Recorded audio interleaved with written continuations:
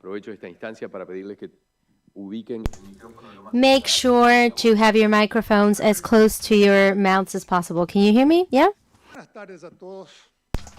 Good afternoon, everyone, and welcome to this event that will be about a fundamental topic for digital transformation, which is the transformation in the world of work. We have 7 experts here in the area that will be sharing their experiences from their countries, as well as regional and international experiences. As you know, from the moment we began discussing the digital transformation, a central topic was the process of digital inclusion that might end up deepening inequalities. And in Latin America and the Caribbean, we find the highest degrees of inequality in the world if we don't consider sub-Saharan Africa. So this is a topic that is of the utmost importance for us, and multiple studies show trends in the use of AI in particular, and how AI might replace labor opportunities in Latin America way above the world average. The OECD estimates that close to 25% of the employments in LAC are in danger, and in the rest of the countries it's only 14%. So the reality in Latin America and in the Caribbean in terms of structures of the labor market needs to be considered. We also have disruptive technologies that are advancing at a never before seen pace within our global economy since the beginning of capitalism, and this poses a special challenge for a region. And that is what we're going to be talking about today. The rules for this panel is that every one of you will have 4 minutes to answer an individual question. Then we will have a general question. And in that general question, I would like for you to answer and try to also share one sentence that synthesizes all of your answer.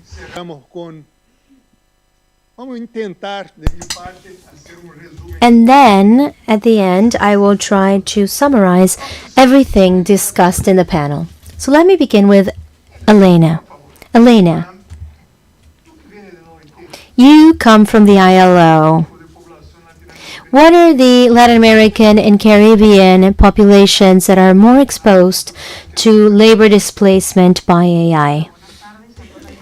Good afternoon, everyone, and thank you to the organizers for inviting the ILO, in this case, the regional director, whom I am representing. Now, just to use my 4 minutes, I wanted to tell you that the ILO has conducted 2 late analyses on the impact of generative AI on the quantity and quality of employment. One is global, from August 2023, in which the analysis affecting 189 countries, we tried to look at 400 occupations and approximate the effect and the impact of AI. And then we have a more concrete analysis from July 2024, focused on Latin America, especially focused on the digital gap in the region. Now, out of all of our analyses, what we conclude is the following. Over 280 million employments available in the region. They might be affected by a 26 and a 38%. That's a large bracket because we have large differences between our countries in the region.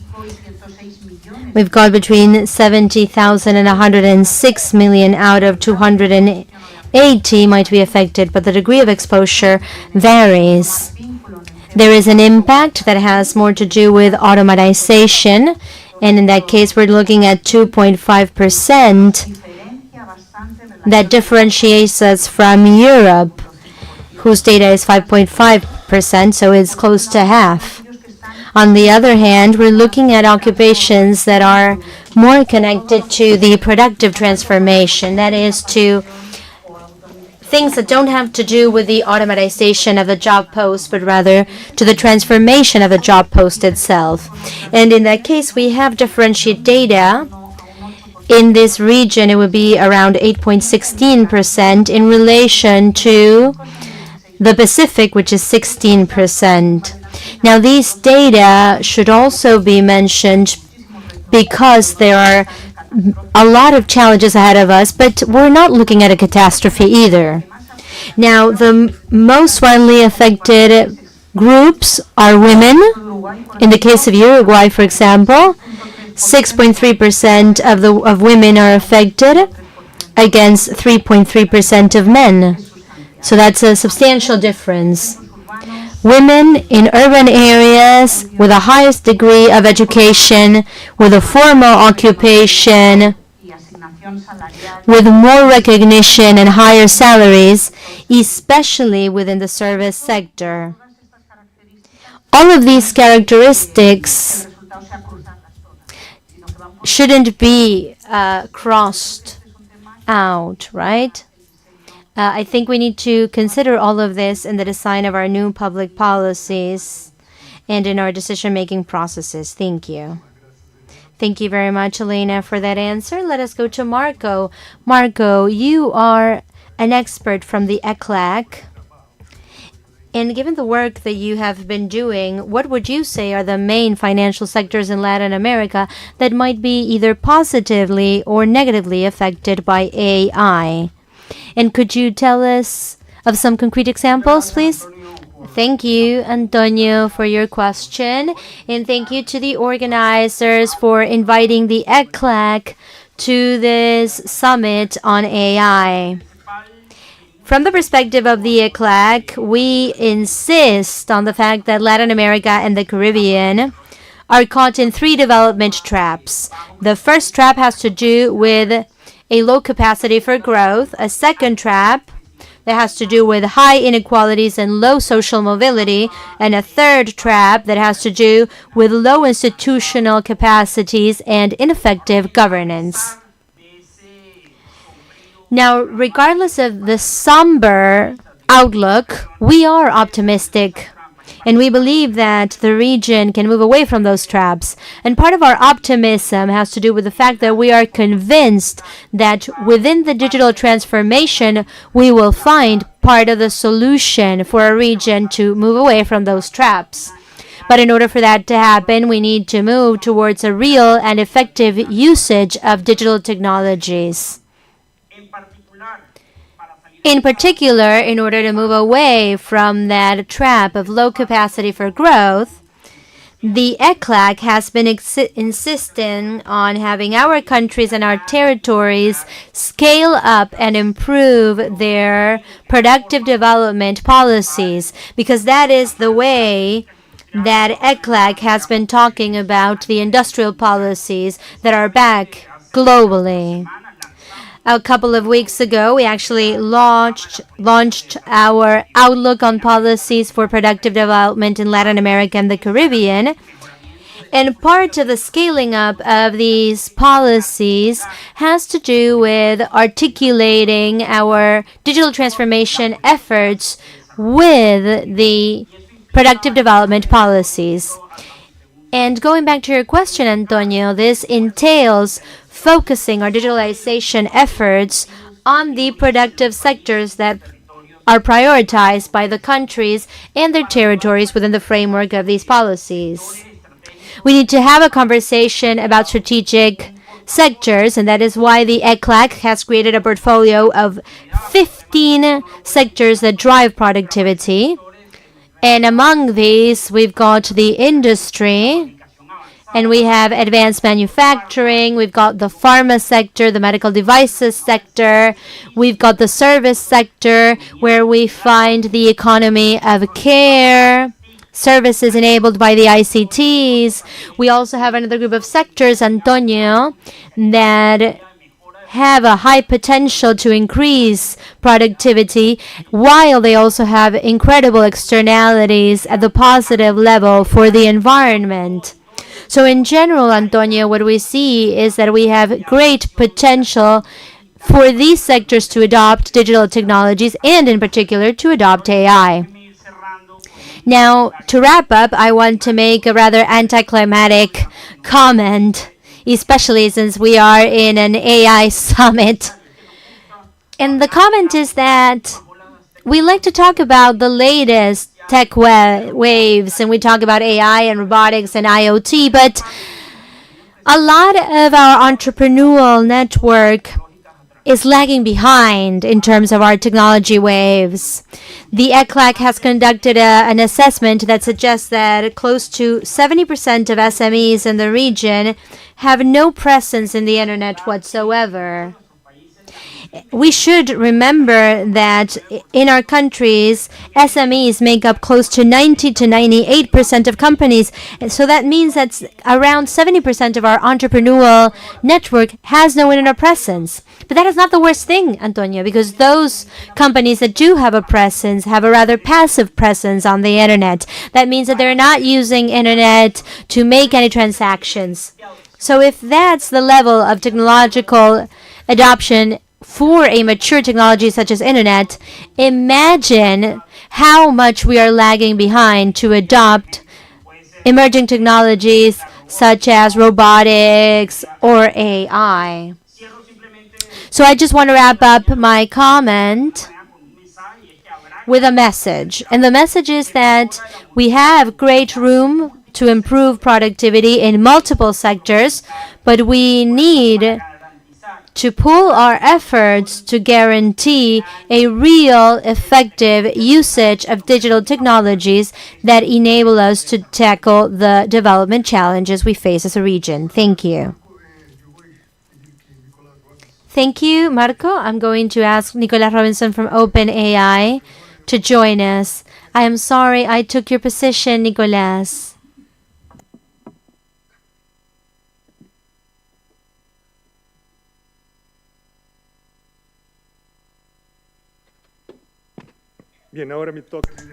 Okay, so I'll speak from the podium now. Quincy. It's better. Spanish. Okay.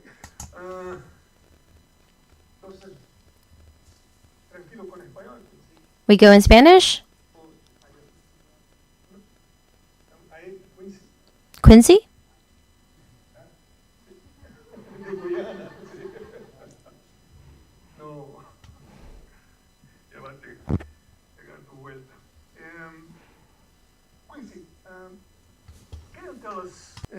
How Guyana's government is moving with the issue of artificial intelligence, especially related to labor market and workers' rights, in a way that we can have a more friendly AI.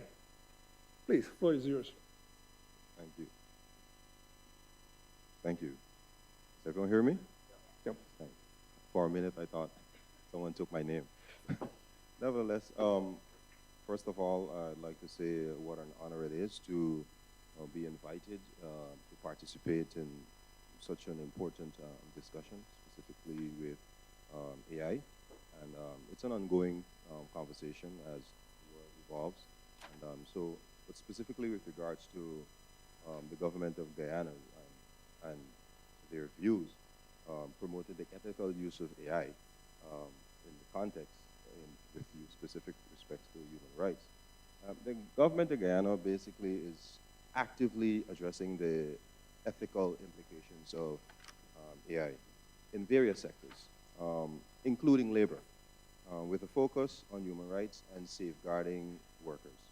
The government's approach aims to balance the opportunities of AI with the associated risks, particularly in terms of protecting human dignity and workers' rights. Guyana has acknowledged the transformative potential of AI, and it's enhancing the efficiency across sectors, but officially, with regards to His Excellency, our President's position, Mohamed Irfan Ali, his position of stress the importance of creating robust legislation to regulate AI's impact on society. This includes ensuring all AI-driven decisions in areas like labor are transparent, accountable, and free from bias, which aligns with broader efforts to protect workers' rights in the evolving digital landscape. At the international level, Guyana has been involved in multilateral discussions on AI governance, emphasizing the need to align AI practices with human rights principles. For example, during the Summit for Democracy, Guyanese leaders highlighted the ethical risks of AI and need for responsible AI deployment, especially in sensitive areas like governance and labor. The government is also working on legislation to address the challenges of AI, which could have implications for labor rights, ensuring that AI does not undermine workers' autonomy and dignity. Specifically, at the level of the university, our University of Guyana has developed and drafted an AI education policy to prepare the workforce for the technological changes that AI will bring, supporting the ethical integration of AI into the labor market. These initiatives indicate a strong commitment by Guyana to foster AI development that is respectful of workers' human rights. As we know, AI's impact on workers can be multifaceted, affecting both job opportunities and work conditions in various ways. Some of the key impacts being in terms of automation of tasks, job transformation, new job creation, changes in job quality, and impact on workers' rights. Specifically with regards to impact on workers' rights, our concern is that AI can lead to bias and inequality, particularly if AI systems used for hiring, promotion, or task allocation are designed without fairness in mind. AI might inadvertently reinforce existing biases if its algorithms are based on skewed or incomplete data, potentially affecting minority workers disproportionately. While AI holds potential to enhance efficiency and create new opportunities, its introduction into the workforce requires careful management to ensure respect for workers' rights, support job transitions, and avoid exacerbating inequalities. The Guyana government has been increasingly aware of the ethical implications of AI, especially in the labor context. While specific policies or statements from the government of Guyana in ethics, in labor, are not extensively documented, there are general commitments and frameworks that can be inferred. So for example, in terms of the human rights commitments, Guyana has a strong commitment to human rights, as reflected in various reports and international engagements. The commitment extends to ensuring that technological advancements, including AI, do not infringe on workers' rights. International standards. Guyana has aligned itself with international human rights standards, such as those settled by the United Nations and International Labour Organization, ILO. These standards emphasize the ethical use of AI and the protection of workers' rights. In terms of regulatory framework, the Guyana government is likely to develop or adopt regulatory frameworks that ensure AI technologies are used ethically in the workplace. And this includes preventing discrimination, ensuring transparency, and protecting workers' privacy and data. Capacity building. There is an ongoing effort to build capacity and awareness around AI ethics among policymakers, businesses, and workforce. This includes training and education to ensure that AI is implemented in a way that respects human rights. While these points that I've made provide a general overview of the government's position, specific policies and detailed commitments may evolve as AI technology in itself continues to evolve and develop, and its impact on labor becomes more pronounced.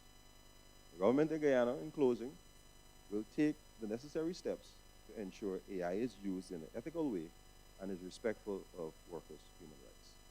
Thank you. Thank you very much, Quincy. Uta. Buenas tardes. Good afternoon. You come from the Frederick F. Hurt Foundation, and in your foundation, you are focusing on democracy, human rights, and labor rights. Can you tell us what your perspective is on the mechanisms that the Latin American and Caribbean governments could implement to put a stopper on the negative impacts of this technological change? And what could be the role of worker organizations in its interaction with governments? Thank you very much to the organizers for the invitation and for the opportunity to present here the work that we as the Friedrich Ebert Foundation have done together with the international labor movement around these issues. And thank you so much for this question, which I think is a very pertinent one, because what we're observing at the moment in labor markets is that exactly that is happening. The introduction of technology is deepening inequalities between low wages and high wages, between qualified workers and unqualified workers, and as Elena was saying, between the genders. Because we see that it's the sectors with a high female participation, such as retail, customer services, and care work, that are being negatively, where the workers are being negatively affected by the introduction of AI. And we also see that the middle is falling away from the labor markets. So your data analysts, tasks like sort of simple translation, which we now all do on the internet, or the screening of CVs, middle management tasks of evaluating, of scheduling, etc. And I want to post this in the context. Yesterday, Constanza Gomez-Mont posed the question to us, do we want to use AI for a different model of development, or do we want to use it to do more of the same? And I think the same applies within the labor market. Within the current dominant model within the labor market, AI is not being used to augment human labor, to make it less risky, to make it healthier, to improve the well-being of workers, but it is being used to squeeze the maximum out of the workers, out of the humans in the workplace. And this has serious consequences, especially in sectors like manufacturing, logistics, retail, customer service sectors. AI has led to increased and very intrusive surveillance of workers. It's had serious negative effects on health and safety, as workers are pushed to a pace that's not sustainable to the human body within the work processes. Basic labor standards, really basic labor standards, bathroom breaks, rest periods are not being respected.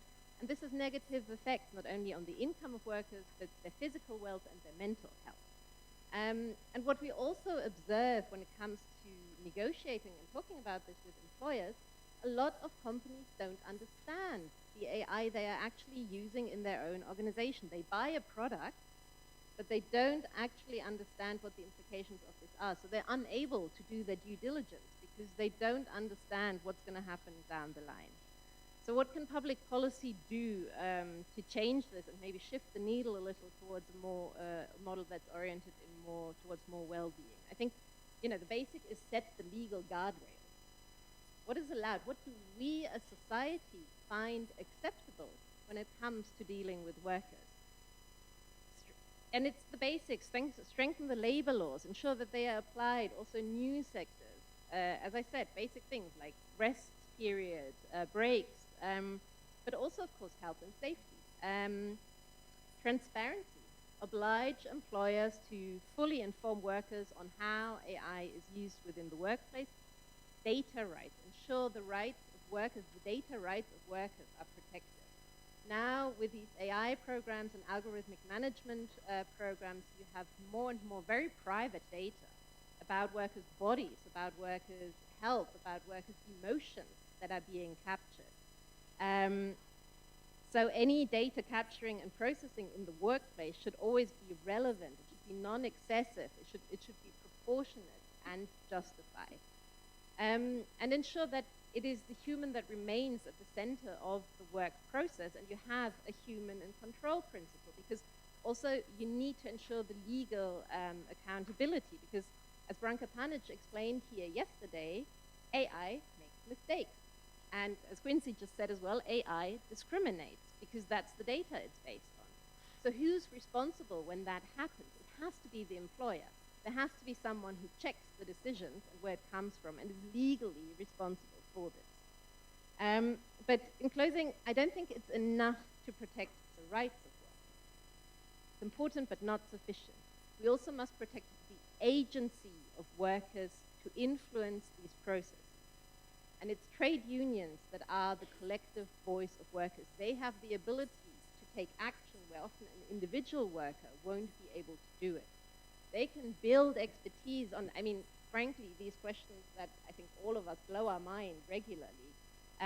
They can generate an overview of trends, identify problems, and develop strategies on how to counter them. So I think, in addition to the points I mentioned above, for governments to protect and strengthen unions' ability to organize and to negotiate collectively on AI in the workplace, but also be collective actors within legal frameworks. So the example of the Brazilian general data law, for example, which does allow for rights holders to not only act individually, but also collectively.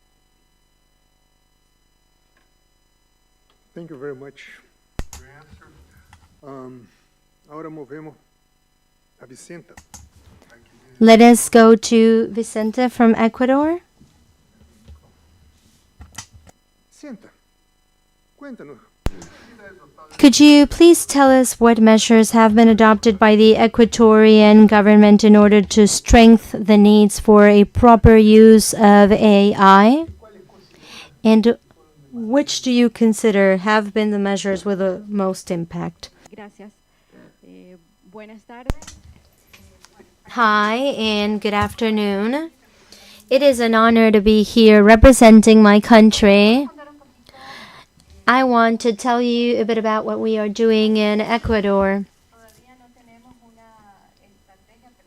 We don't have an AI strategy per se, but we are building a roadmap. We started building it in February 2023 with the approval of the Organic Law for the Digital Transformation of Ecuador. This law is a vital instrument for the development of our technologies in the country and for the development of AI in particular. In this legislation, we are setting a set of tasks that we need to complete as the ministry in charge of digital transformation. Among the things that we have done, we are preparing a digital transformation policy and a digital transformation agenda. We have set up multiple committees, among which is the AI committee. We launched the committee in August of this year, and we have held multiple meetings already. This groups several sectors, the private sector, the academia, the public sector.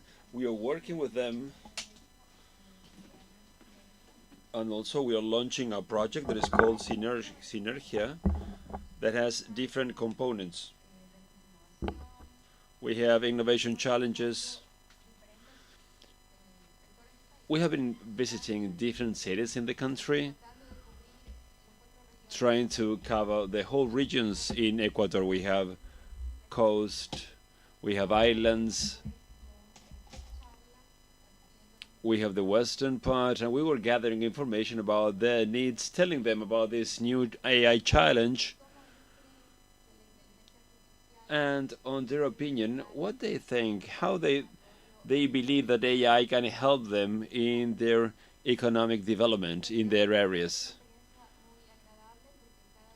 It was a very interesting experience because each area has its own specific needs. So this document gathered all those needs.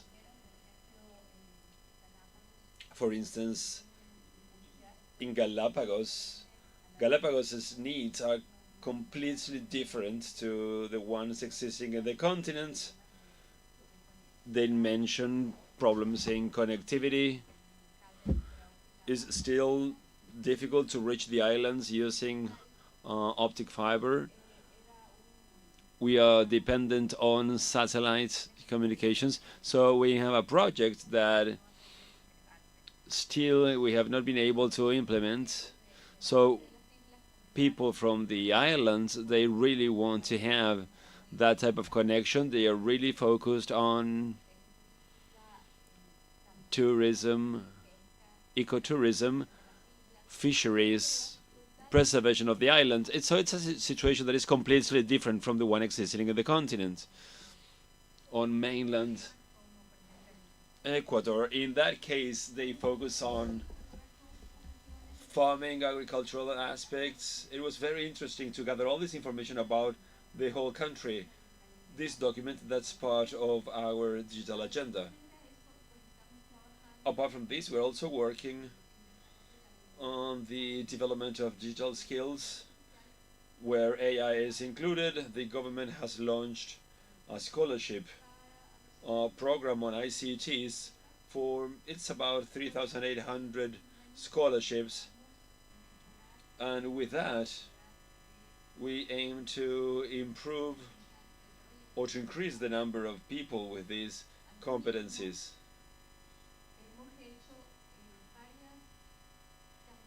Also, we have set up different campaigns, that is ICT courses on robotics, and by doing this we can reach communities in the country. And it came as a surprise to us the acceptance that these contests and courses had. These are mainly focused for girls on ICTs to try to bridge the existing gap in that area.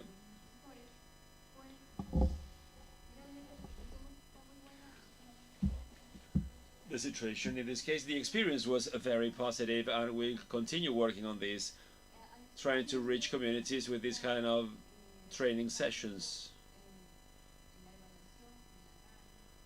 Also, through the RAM assessment, together with UNESCO and UNDP, the IRA will be available. That report will be ready for November this year, and RAM report for February 2025.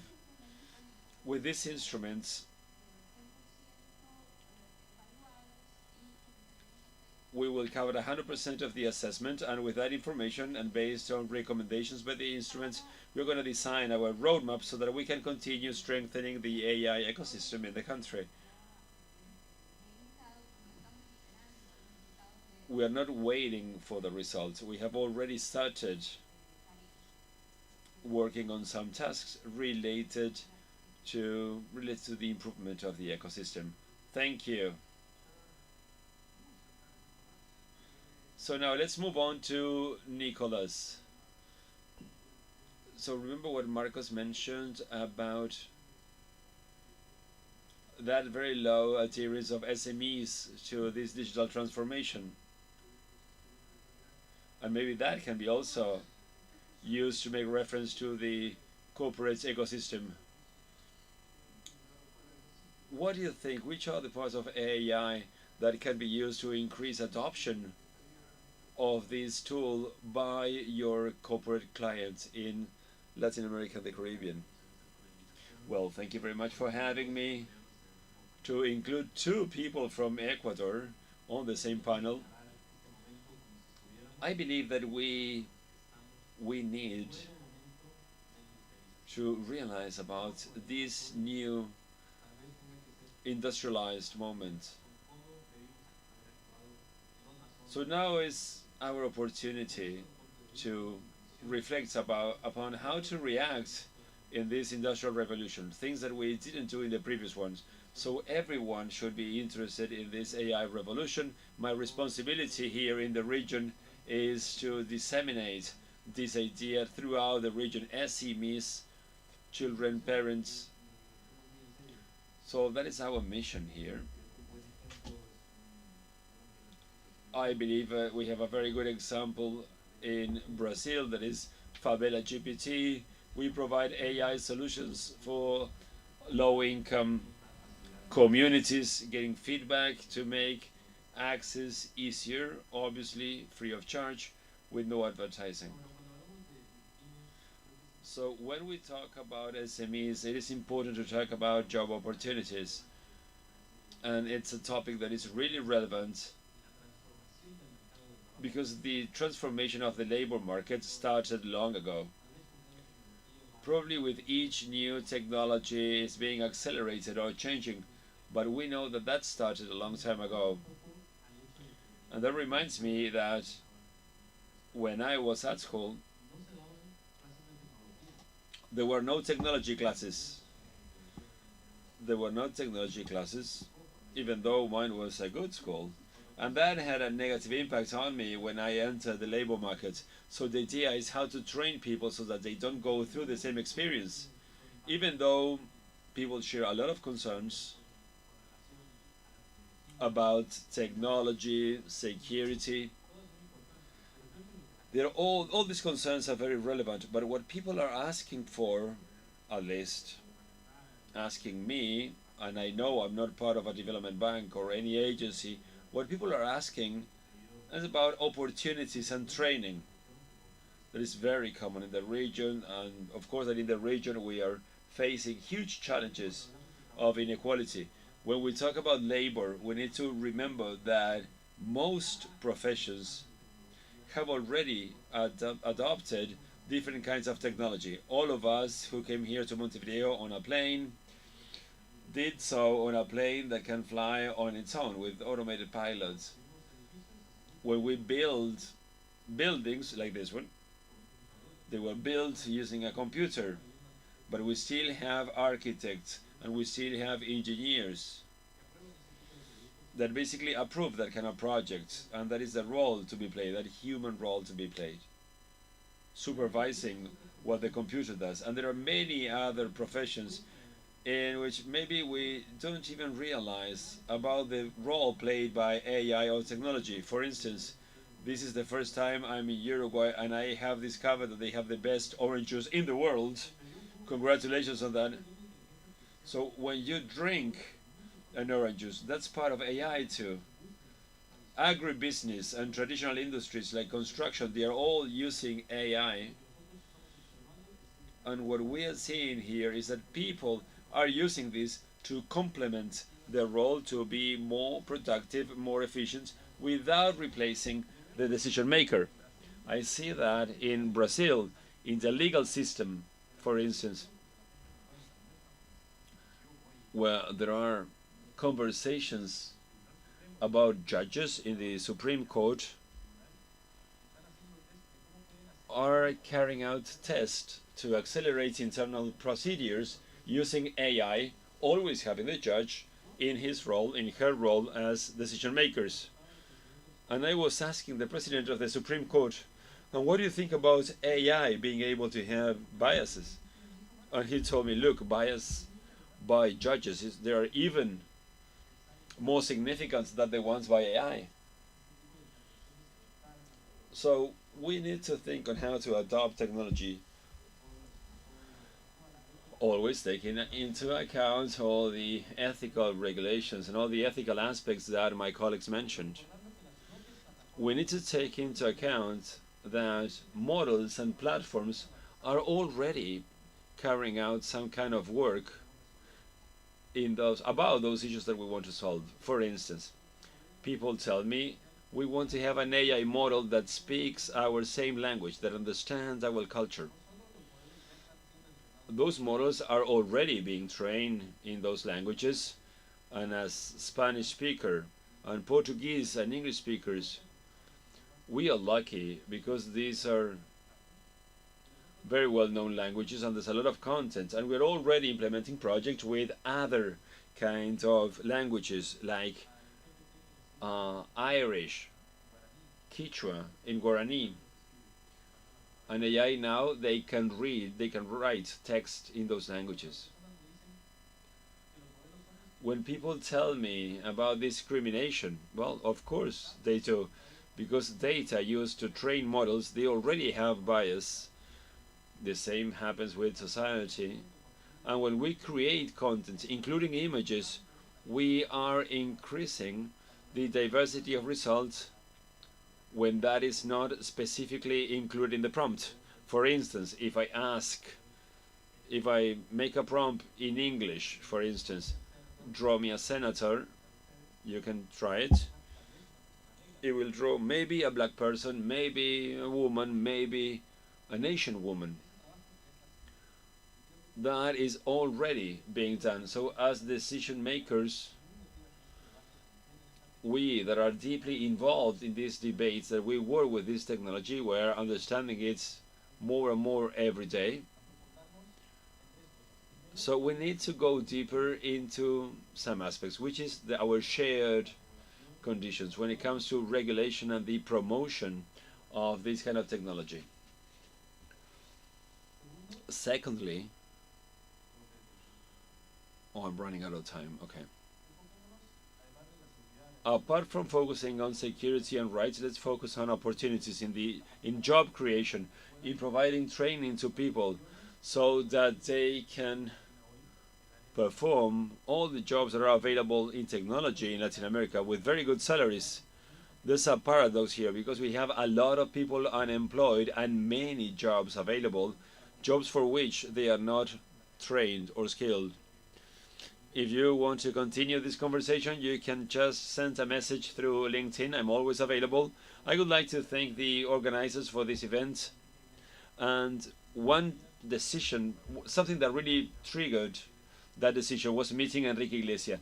And I didn't know that this place is called Enrique Iglesias, by the way. It's an honor for me to be here today with you. Thank you.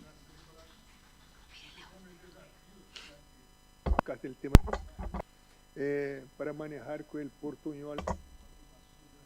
And it's difficult in your case to go with Portuñol. Let's see what ChatGPT can do with that variety of language, let's say. Okay, apart from that, let's go to Mr. Garcia. Good afternoon. Tell us a little bit about the progress made by AI and what's happening in Colombia. En Colombia nosotros estamos desarrollando.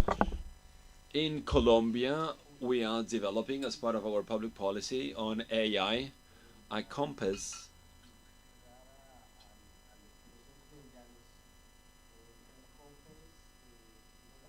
just for you to know, there is a compass. A compass is a place in which we define the global framework for public policies.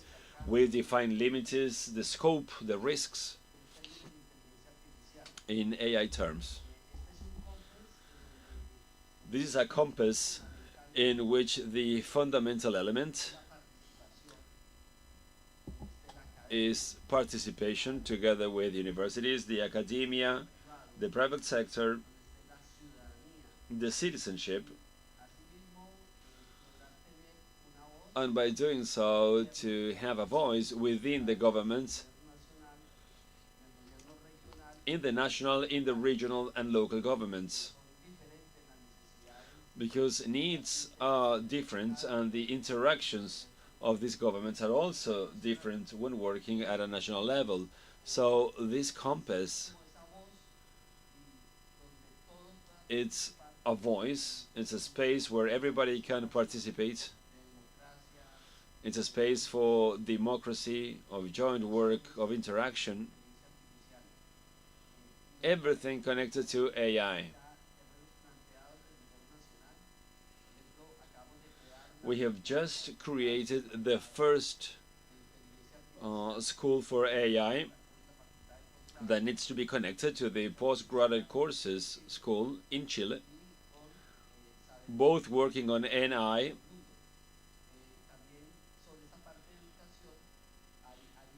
Also, when talking about education, We believe that all these scientists ingenieros de sistemas, por ejemplo, yo soy ingeniero de sistemas, and also the engineers in our national school and throughout Latin America and the world were trained using differentiated calculus. The thing is that these new machines, they need a new mathematics. And that kind of mathematics is not included in the current courses. That is discrete mathematics. That has to do with the way we approach mathematics, that is the base for AI. It's different on how we approach to the notion of limits. Variation concepts are fundamental. So this is another way of approaching mathematics. For that, we need to have new ideas to be applied in training, new ways of training our professionals, always taking into account the huge differences when it comes to salaries in the region. But we're having meetings, we are exchanging ideas. We need to have some infrastructure so that we can have high performance computing. And if Europe made a decision that with the energy of France and Germany, imagine they were not able to do that on their own. Of course that in Latin America we will have to work together with all the countries in the region so that we can set up the required infrastructure, so that we can have our high performance computing systems, so that we can interact as a region and playing a role on the global stage. Thank you, Belfort. This is a very important message about the need of this coordinated work at a regional level, especially when it comes to digital infrastructure. Rodrigo, which do you think are the main actions promoted by the Telecommunications Agency within the framework of the AI for Good platform to enhance opportunities to overcome the barriers of AI for the future of labor? Pretty easy question, right? Yeah, especially when you are the last one to speak after all these interventions, so I'll do my best. Okay, so first of all, thank you very much for inviting the International Unit of Telecommunications to this forum. On a personal note, thank you very much for organizing this in Uruguay, because I always like coming to this country. This platform, launched by ILO in 2017, there is an annual meeting for those of you who are not familiar with it. Basically, through that event, we can gather different associations and people and to discuss the impacts of AI. In this last edition that was held at by the end of May, we have more than 5,000 people, more than 140 countries were represented. 43% of attendees were women. So that is directly connected to what we were talking about. Within the speakers, there were more than 700. Latin America was not very well represented. That is one of the challenges for the region in the future. There were representatives, but not so many as we would have liked to see.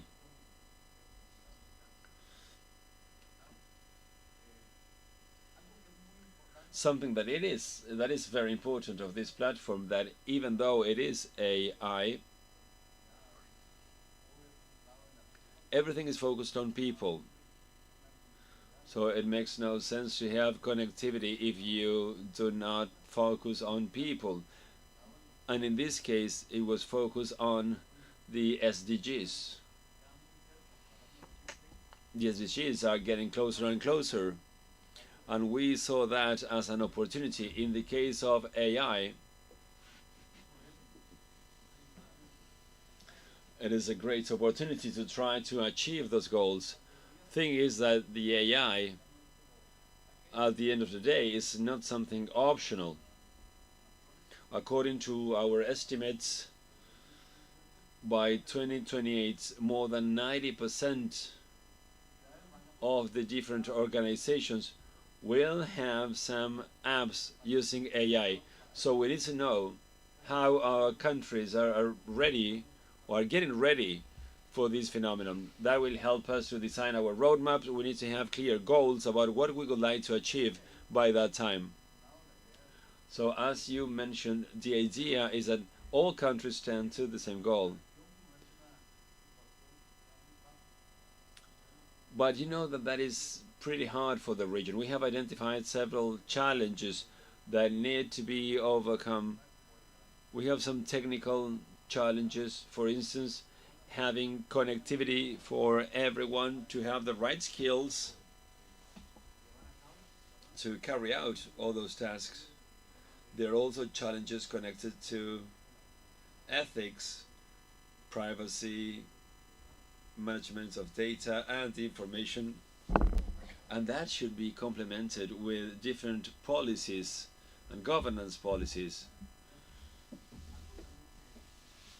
Something else that was launched in this last edition of the platform was to try to standardize all this. It is important so the ILO, together with other harmonization organizations, were working on these topics in order to promote and guarantee that these are high quality tools. We have also identified several economic challenges, and that is one of the main risks. How can we, by using these AI tools, bridge the gap so that it doesn't grow, that gap, that existing gap between the North and the South? We know it is important to bridge it, but the countries in the North, they are making progress very, very quickly, and we're still deciding what to do, how to do it. So we need to move faster.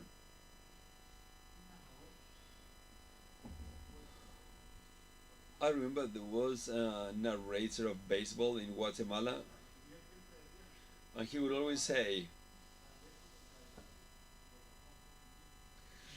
so you need to run fast so that those ahead of you are still within reach. We need to move faster so that those ahead are still in reach. So in the same region we have several environmental challenges, and AI in a way leaves a footprint. So we need to be aware of all this, and we need to think about the policies that we implement, because they need to consider environmental issues, so we do not create another problem on top of all the problems that we already have. Another one, there's a report with which you can expand on this, is security. Security is an important factor. So a security breach can have a very negative impact in all the work already done. So at the ILO we wanted to highlight also this point. Thank you very much, Rodrigo. So now let's move on to the next question that is the same to all of you. So let's go in this same order, the order in which you are setting. So let's have a quick reflection on the following. What does the region need to strengthen skills of its population to make the best use of AI opportunities in the context of their work at individual and corporate level? So we start with Elena. Thank you very much. Yeah, I will try to be brief. And first, we need to have intensive policies to provide new opportunities, and we need to have professional training and training at all levels. So it is possible to reconvert those jobs. We need to train people again, and also to provide social protection to these new positions. And in the case of the creation of new positions, they should be high quality positions and with the right rights. Something that we have not mentioned so far is to have the focus on the person, but we need to focus on human rights of those that have been affected. And also, when it comes to ILO, the workers should be involved in this process. It's not only about companies and corporations, but also organized workers should be included and having a social dialogue that is dynamic, as dynamic as the changes taking place,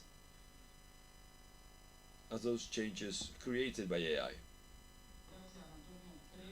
Thank you, Antonio. 3 quick messages to try to answer your question. In the first place, I believe that, as Johnson mentioned in his latest book, Power and Progress, if you haven't read it, I strongly recommend it. I think that he's right when he makes a call to provide or to guide AI in a way that it will not only be replacing human capacities. We need AI to complement and strengthen these human capacities. We'll need to go deeper in the design of policies to guide AI in the right way. These authors talk about focusing subsidies, and those subsidies should go in the right direction, and they even suggest having tax policies to improve relative prices between capital and labor so that you can promote that complementarity with the technology. Hey, Antonio. Now, my second message, Antonio, contrary to what Johnson says about this, because he doesn't place much emphasis on education, we do believe at ECLAC that we need to go deeper in the efforts made to improve digital competencies of the whole population, but at the same time, we need to work on the need to generate human talent with advanced skills so that we can make the best use of the opportunities provided by AI. And thirdly, we do believe, we are convinced that in all this international cooperation and regional cooperation will be playing a fundamental role.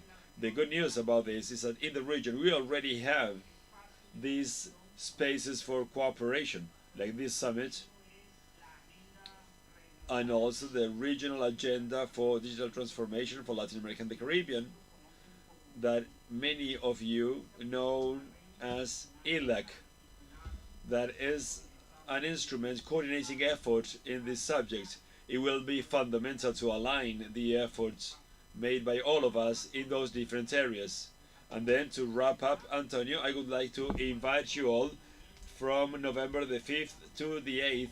We're going to be having the 9th Ministerial Summit of ELAC, where we are going to have a back-to-back format, high-level dialogue together with the European Union within the framework of Digital Alliance, where we are going to be addressing different topics. First, a high-level discussion on AI and significant connectivity, and this will be an opportunity to continue discussing these topics in a very coordinated way. Thank you. Gracias, Marco.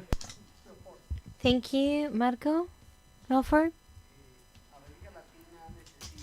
Latin America requires the development of a tailor-made AI.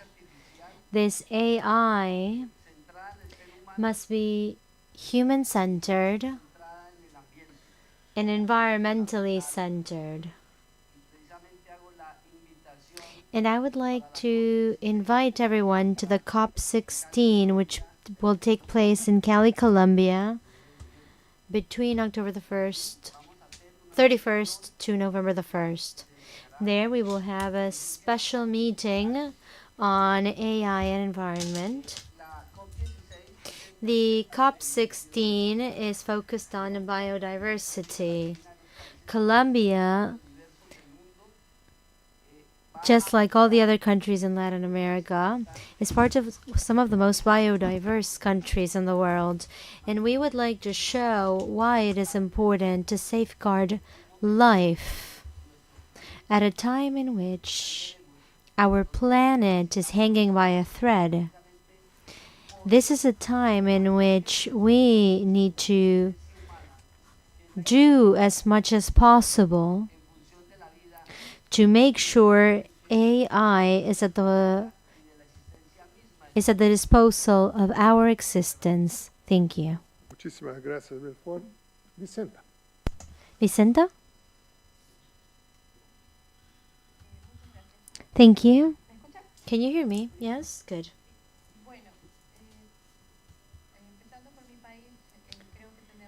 When I talk about my country, I know that we still have a debt to pay, and that's that we have to reduce the digital gap until we eliminate it.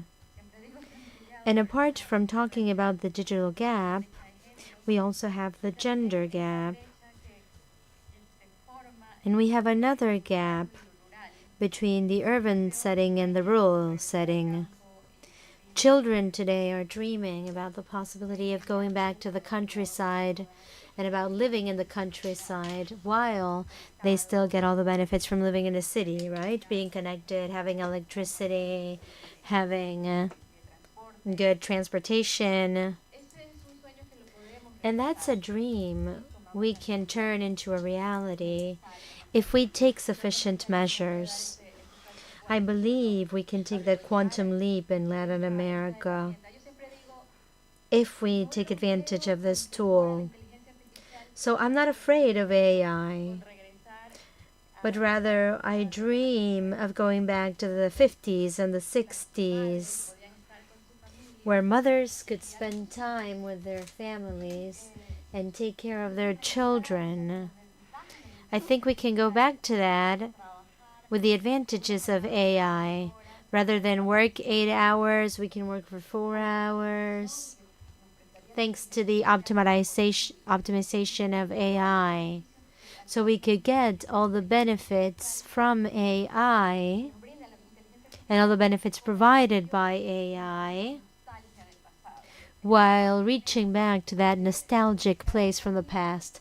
We can even reunify families, improve working conditions, improve our society as a whole, and go back to the countryside for maybe I'm off topic and I'm telling you my dream, but I don't know. I think we can dream of a time where AI can become a tool that will enable us to bridge the gap between those worlds.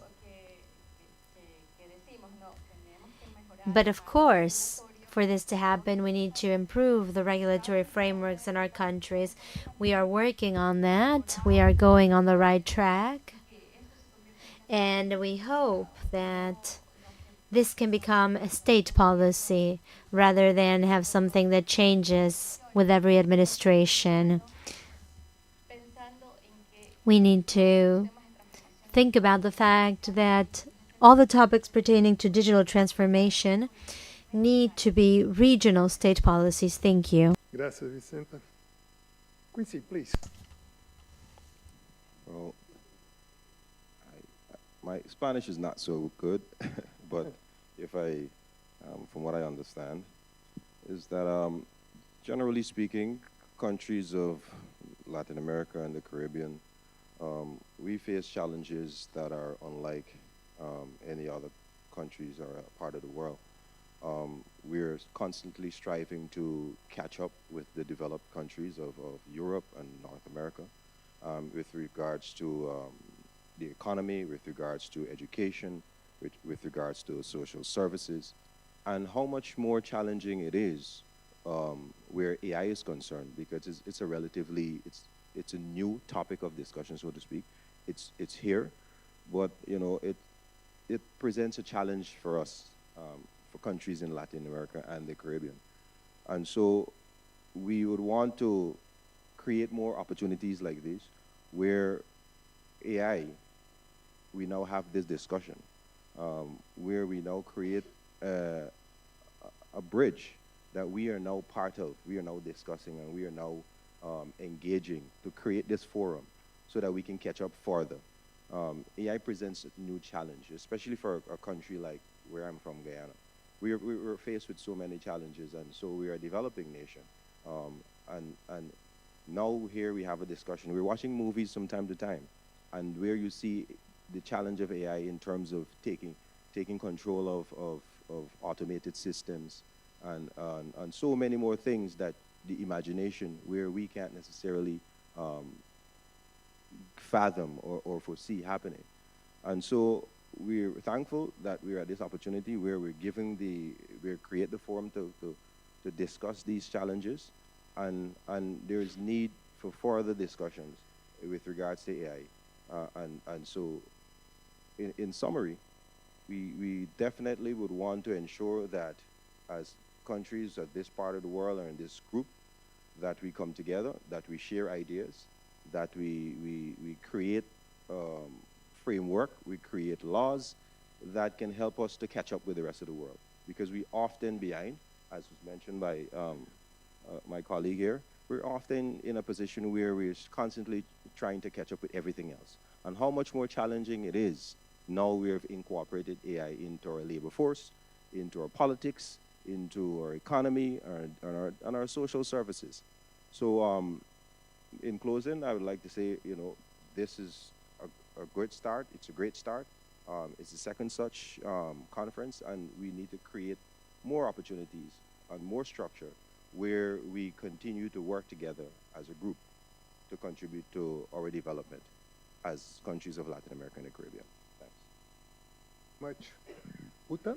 Thanks. Well, Antonio, to enable the populations to fully reap the benefits of AI, I think it's essential that actors have the agency to shape the processes. And for that, you need to empower them with knowledge and with access. And I mean, of course, an essential part of that is education. It's skilling and reskilling. It's also the access to technology, but there's other experts on this panel who can speak to that much more. But I also think there's an element of, when we talk about knowledge, of generating local knowledge about what is actually happening on the labor markets. And I know a lot has happened in the recent years around that, but when it comes to AI and technological change, there's still a lot of stories out there.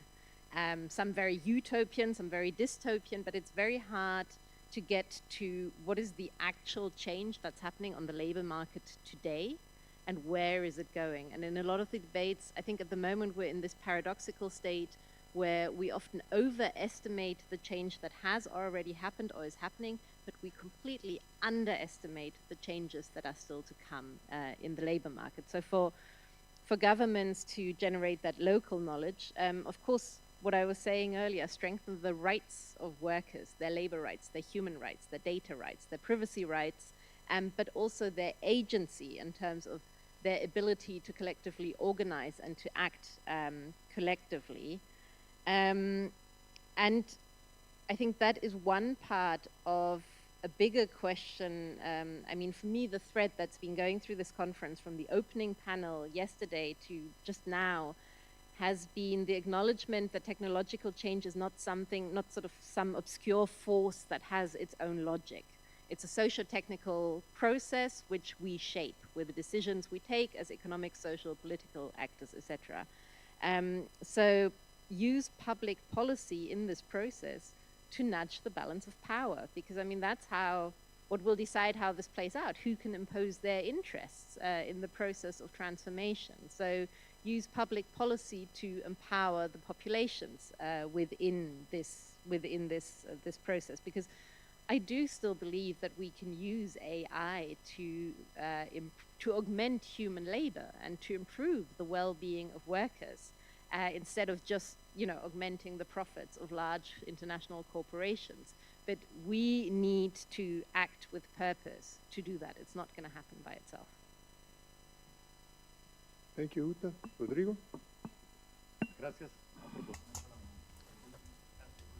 Thank you. I'm the last. I don't want to take too much time. I'm so sorry, but I am going to take time. I am so sorry. So, in the first place, what we see is that governments need to be more engaged in this situation, and the best way to do is to lead by example. We must have policies, that's at the core of everything, but I also wonder which governments already have a policy to implement AI tools for transactions, for planning, for taking advantage of the enormous amount of data available to them. So that's my first call to action. Apart from actually creating policies, we know that the governments are the main buyers in countries. So what would happen if those governments were to include in their annual budgets the purchase of those tools? Would they then be fostering the promotion of AI within their countries? Of course, doing this should go hand in hand with education. But I believe that apart from implementing public policy, I think governments should lead by example. I also think it's very important to focus on education through MOOC, for example. People can take courses, complete trainings in the area of STEM in order to build a knowledge basis among the youth. And since we were talking about gaps, we have the age gap as well. And the age gap is also an issue. Children now understand technology much more than parents do nowadays. So we also need to work on that side of the argument so that the youth is engaged while the older generations are engaged. Because every single person should participate in the process. We also need to think of communities. We look at cultural topics, but we also know that communities need to take this technology into their hands and see it as an opportunity and not as a threat. So we could have hackathons or many activities to engage the communities. And the last thing that I want to say is that we should measure impact and monitor impact. So whenever we carry out actions, regardless of how easy or how complex they are, we should follow up on them and see what happened with those actions. So we learn not just from the best practices, but also from our mistakes. I think that's necessary. We should have documents indicating what are all our practices so that everyone can benefit from them. Thank you. Thank you very much, Rodrigo. Nicolás?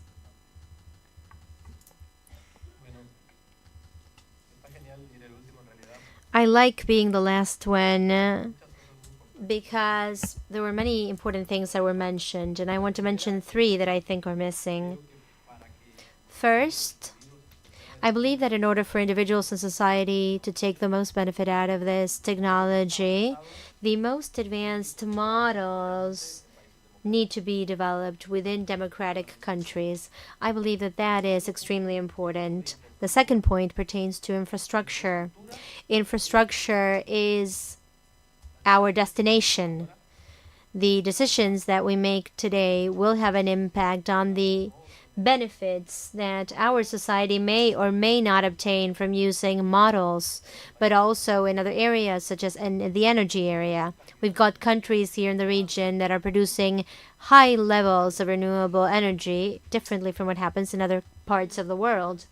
And in the area of infrastructure, I would make a side comment pertaining to regulation. I believe it's indispensable for us to think of the common denominator that we have as a region to promote regulations and a coherent adoption of AI in the region. But at the same time, we shouldn't use regulations as a tool that might limit innovation and entrepreneurship in the region.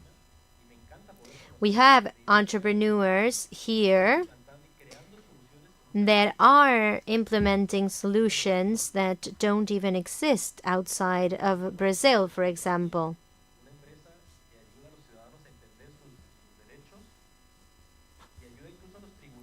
And it's an app that enables people to understand their rights, and they use ChatGPT to find mistakes in sentences from judges. So when a company wants to hire a data engineer or someone that is working with the technical side of AI, it's important for the company to be able to hire that person and then keep them. Rodrigo has data about the brain drain in the region. And it appears that the brain drain is relatively low, and we have to keep it that way. Because if we're creating a rule in a country for an entrepreneur that doesn't exist in the neighboring countries, then they might leave for another country. So I think we need to think about how our productivity as nations and companies and industries can benefit from AI. And the third point, which is very important, is how these benefits will be shared around the world, and in our case, in Latin America and the Caribbean. I thought I mentioned the example of Favela GPT, but since we spoke about energy and environment, I want to mention Amazonia GPT, a Brazilian project together with the government and the Manaus University, where the computer science students are now using video sensors to catch images of animals in the jungle, as well as of illegal human presence. And they're also monitoring the singing of the birds in the cities, and how that entails their different life patterns. And they're actually also monitoring the quality of waters in the Amazon rivers when they detect pollution in the rivers. These kinds of initiatives are examples of many initiatives that we see and support in Latin America, because we believe that we are by far the most creative region in the world, and we have to let that creativity run loose. We have to find allies in other creators, and my suggestion to governments is that you start doing tests with low-risk tools. Singapore, for example, is using AI to help citizens find places to park in the city. And I like that, because if AI doesn't breaks, nothing happens, no one dies. So it's low risk. I actually live in Brazil, and I went to the doctor a few days ago, and while my doctor was with me, he was speaking out loud. And I thought he was talking to himself, but he was actually using a transcription tool. He was dictating to the computer, and this transcription tool was putting all the information in a very specific use. And I asked him, hey, what are you using this for? And he said, look, this enables me to have more time talking to you, doing a diagnosis, while I spend less time writing. And you don't have to understand my handwriting, which is impossible because I'm a doctor. So as you can see, technology can be an ally. And I think we are at a time that it's similar to the time in which the calculator was invented. At that time, math teachers were very nervous, I'm sure. But after some years, everyone assumed you can have a calculator, and that enables you to solve even more complex problems. Well, this is the same. I think today we might not think it's ethical for a service provider to not use a calculator. We would find it strange. If a language model can be like a calculator, then maybe there is room for us to use these most advanced AI tools in the production of insights and of documents, some of which can help us solve problems that, as human beings without machines, we have yet to be able to solve, such as climate change. Thank you. Muy bien, Nicolás. Bien. Aplausos. Round of applause. Thank you. Por supuesto que me toca hacer unas síntesis acá. Yo había Okay, so I have to make a synthesis now. Miguel didn't use ChatGPT to transcribe everything, so unfortunately I have to do this by hand. I don't know how to do this, but anyway. I think in this panel we have spoken about fundamental topics on the progress of AI. We have mentioned the risks, the challenges, and the opportunities of AI, and we have spoken about what we can do as a collective. As we know, we are living under an economic organization model whose motor skill is competition. And competition, you cannot expect it to lead to equality.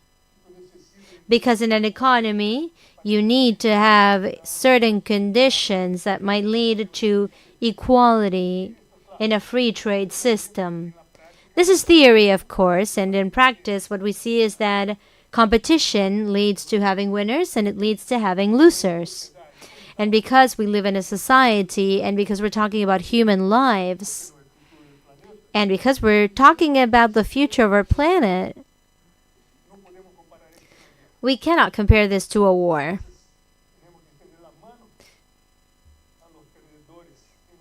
We need to know that the losers need to be lend a hand so that they might become winners.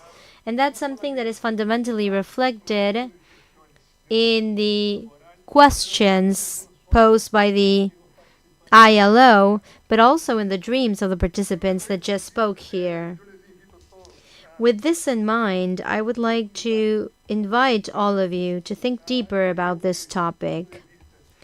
I believe that from the perspective of a multilateral organization such as the CAF or such as the UNESCO, we have an obligation to go deeper and deeper into this discussion. And I am pleased to inform you that when entering into an MOU with Microsoft a couple of weeks ago, the CAF decided they would be launching a report on AI in connection to the SDGs. As a matter of fact, we had a conversation about this today, and this is just the beginning of an even more ambitious agenda for the future. And I believe that this project includes the vision and the experiences of all the countries and their planning mechanisms, either by recognizing the gaps, the responsibilities for policymakers, or the responsibility of the advisory agencies such as CAF. And by doing this, we now have this approach in our minds at all times, which relates to our sovereign and non-sovereign clients.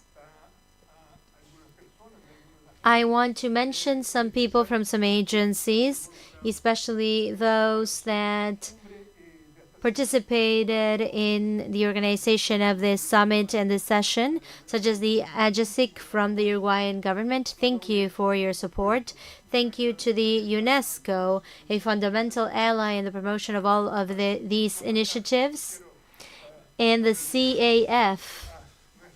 I want to thank our managers and the president, Dia Granados, and the corporate vice president for strategic programming, Cristiana Sinelli, who is also part of the panel today. I also want to thank the headquarters, the manager for alliances, Paola, who supported us in the organization of this session, and the digital transformation team for the infrastructure management, which I manage.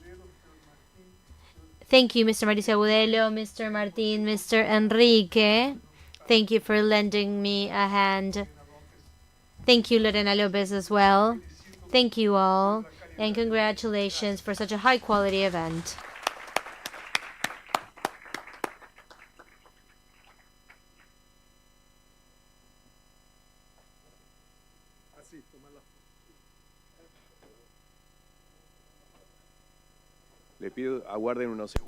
If you could please stay there for a moment so we can take a picture.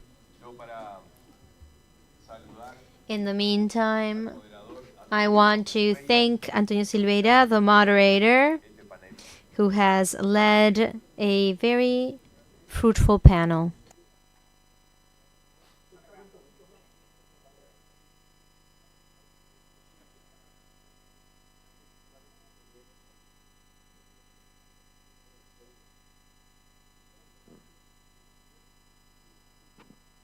Muy bien, muchísimas gracias a todos. Vamos a tomarnos unos breves instantes. Let us take a couple of moments to rearrange the stage, and then we'll move on with the next presentation. We also want to send our warmest regards to those that are following us through the live stream, either through the CAF or the Agesic YouTube channels.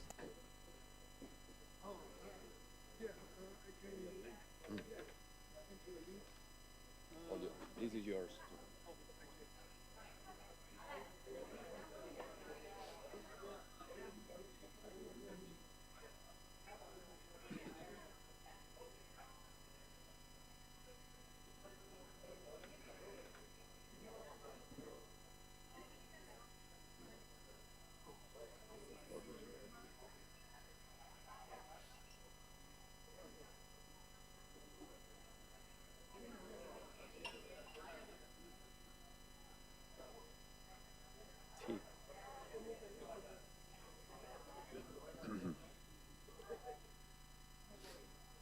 Les pido que vayan tomando asiento. If you could please take your seats in a couple of seconds, we will begin with the next presentation.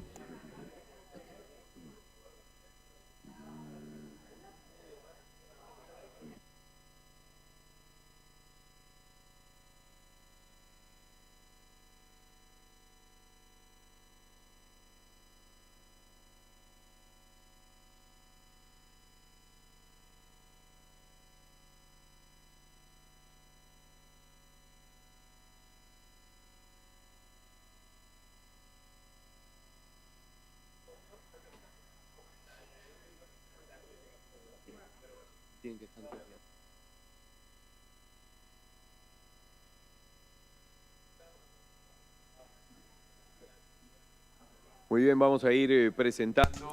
Okay, let us introduce the next presentation, Founding Model of AI Language, the Spanish Experience. The objective is to share information about the project led by the Spaniard government to make use of the computing capacity for the development of a founding model of AI language through the PPP, including the participation of the Barcelona Supercomputer Center. And of course, they are part of the National Supercomputer Center and of the Language Academia. This presentation will include comments about the progress made together with the CAF to enrich the model using corpus reflecting the different Spanish and indigenous languages variants.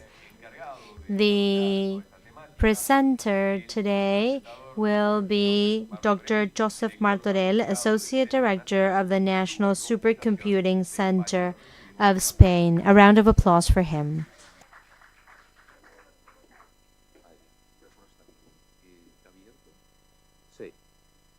Sí, se me. Okay, you can hear me, right? Good. Thank you. Thank you for the invitation. Thank you for hanging on. Friday is so late. I know that it's not an easy thing to do. I've got 20 minutes and I promise to stay on time. And my main goal for today is to sell. I want to sell to your countries. Yeah, I want to sell. If I don't say that, you're not going to pay attention to. So I say I am here to sell something that is free, which is great. So I'm not giving it for free. I'm selling it.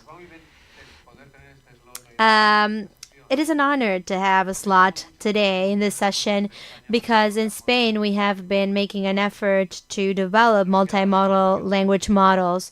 And we always have this feeling that we've got extremely useful tools that could be used by many countries to progress faster. And yet we never find the time, the context, or the event in which to share information about the tools, which is why I'm so thankful for the opportunity to be here today. I want to follow this agenda and stay on time. First, I want to tell you what our objectives are not in terms of language technologies. And I want to make a very clear differentiation in terms of what we believe governments should do and what companies should do. I want to tell you what are the objectives of our strategy. I want to introduce the language technologies infrastructure that we have already, give you the available results, and propose next steps and possible collaborations with some of your institutions and governments. Now, before we begin, I want to make a previous consideration. We are convinced that just as we believe it's normal for a government to build roads, it should be normal for us to have governments work on public AI, that is, on building basic infrastructures for AI. And I highly recommend you consult this report made by the Public AI Network and introduced August last year, which I believe says obvious things, but are the basis of what comes after. First and foremost, governments shouldn't just regulate and create legislators. They can be active generators in AI, and they should be, because they have a mission to guarantee universal access to these infrastructures. And because these strategics are highly strategic, and strategic infrastructures for a country should have, at the minimum, some accountability for the public sector. This is obviously a conceptual basis, and it is arguable. But based on this, I want to say what our goals have not been when working with language models. We use this name, ALIA, to talk about the open foundational model that we are developing in Spain. When the president of the Spanish government introduced a project in the Mobile World Congress in Barcelona, the press came up with these reports. We're creating ChatGPT in Spanish, and ChatGPT does speak Spanish, by the way. Whether we're competing with this person or that person, and the media really didn't get the message, really. I know the message is hard to understand, though. It's not a trivial thing what we're doing, but it has nothing to do with any of this. Because it wouldn't make sense for us to compete with Microsoft or OpenAI or DeepMining or Google. That's not the role of a government or of a research institution. That doesn't make sense.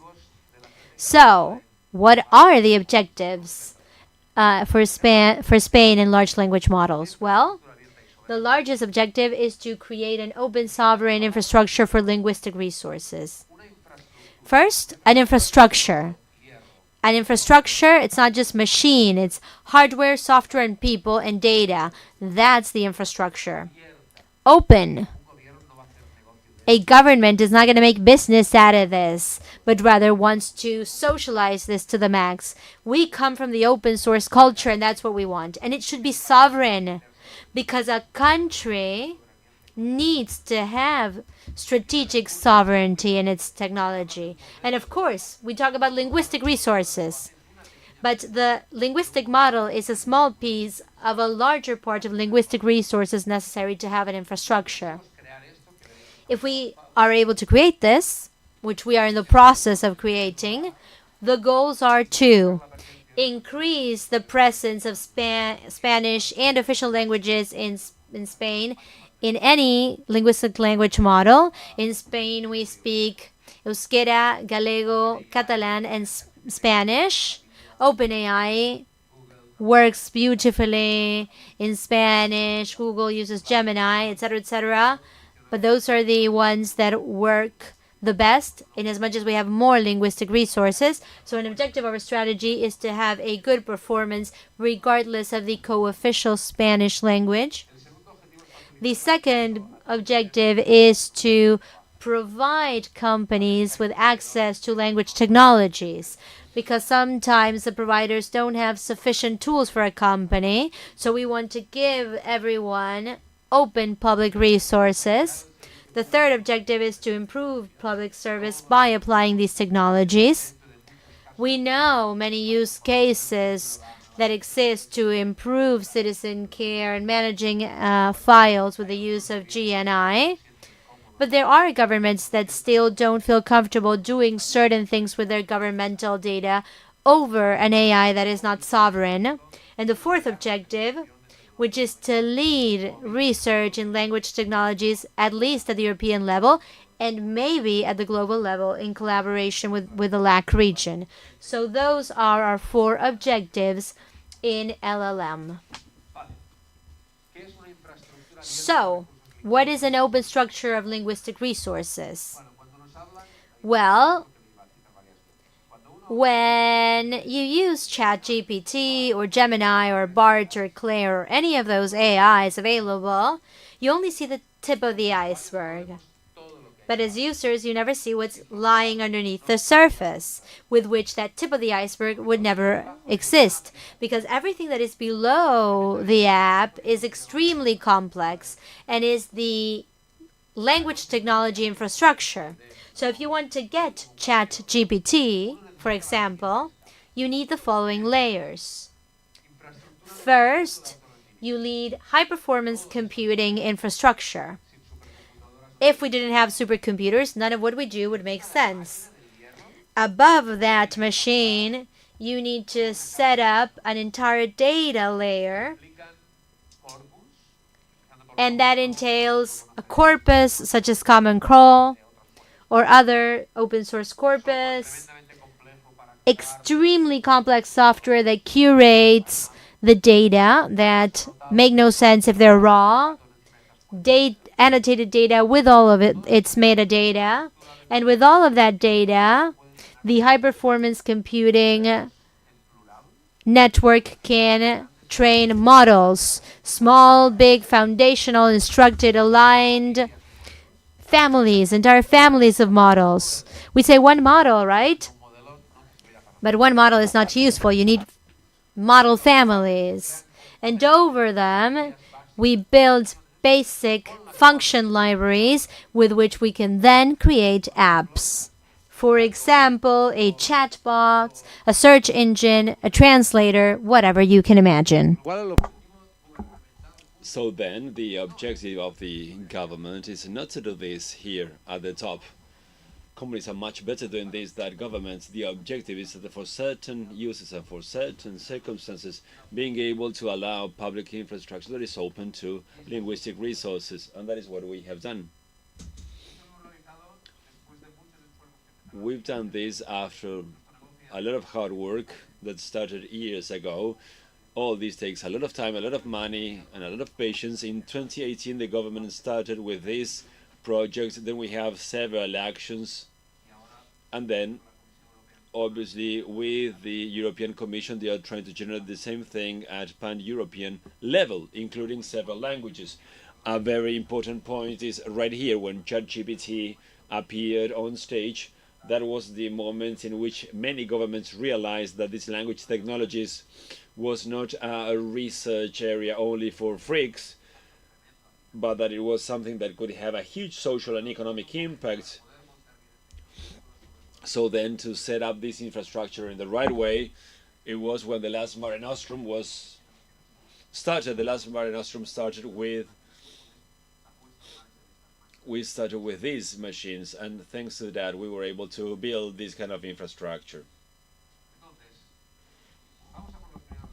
So now let's see the first result.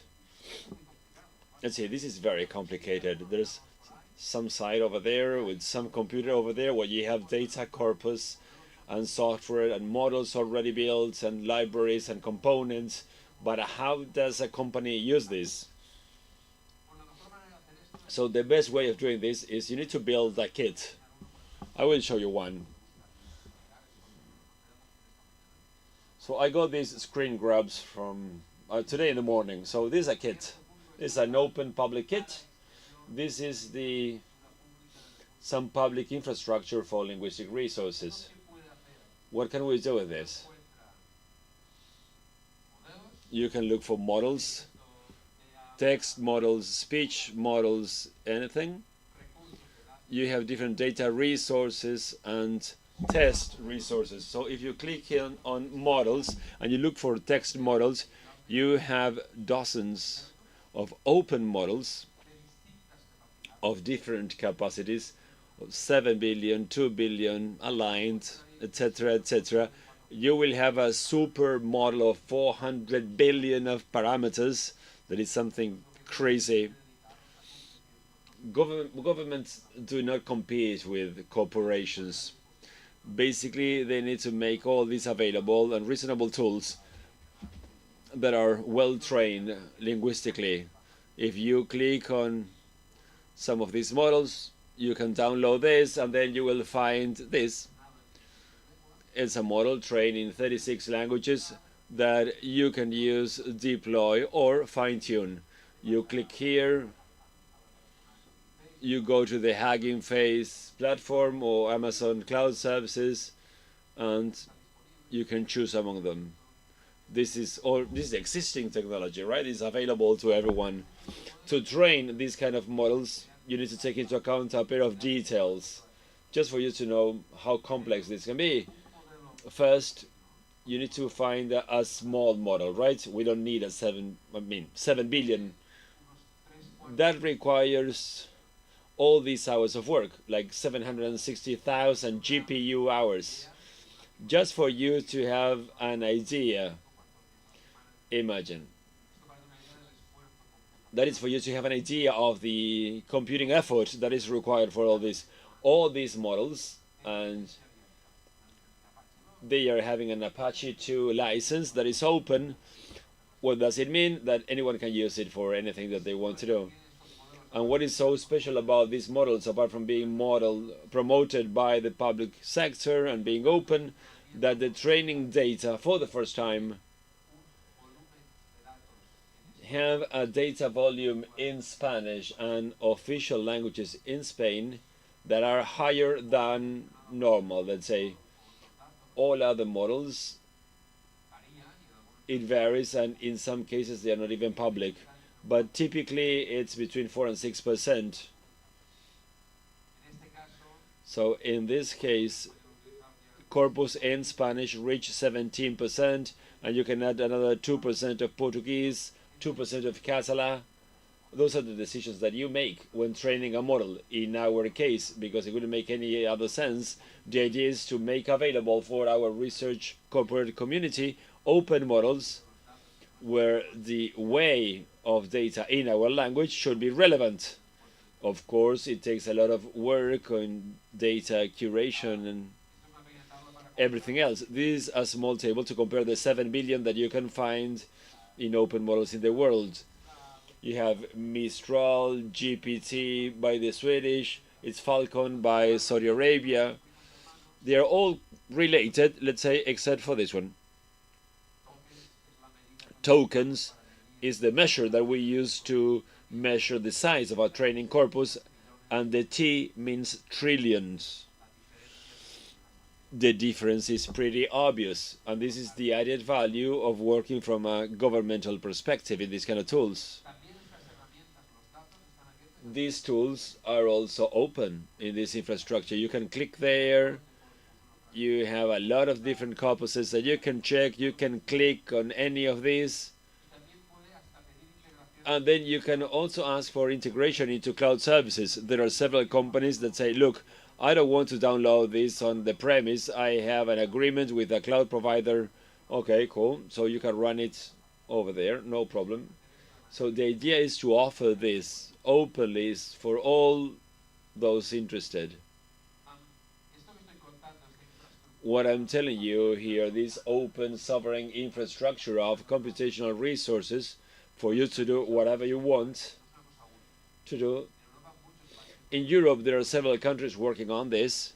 For instance, this is the case of Sweden. Nordic countries in Europe, they have languages that look very complex to us in Latin America. And for them it's strategic to do exactly that, to work on that. If you go to Hagen Face and look for the Norwegian or Finnish model, they are doing the same infrastructures.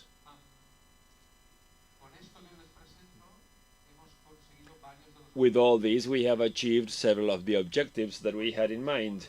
We have presented models that increase the presence of Spanish during training. All this is open and public, so any company can use a commercial model, or they can give it a try with these models. There are a lot of use cases that are being developed based on these models, and of course there are some models that are more reliable than others, and they will be selected by the governments depending on the context. So we are leading research at European level. Last step. So now, what's next?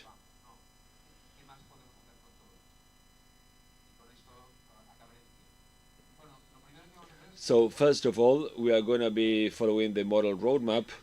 We are going to continue increasing parameters. We are going to 40 billion, 70 billion, 175 billion, more and more, larger and larger models, but at the same time, we need to go to the small language models, basically models that are trained to do one specific thing. That's why you don't need a huge model with billions of parameters.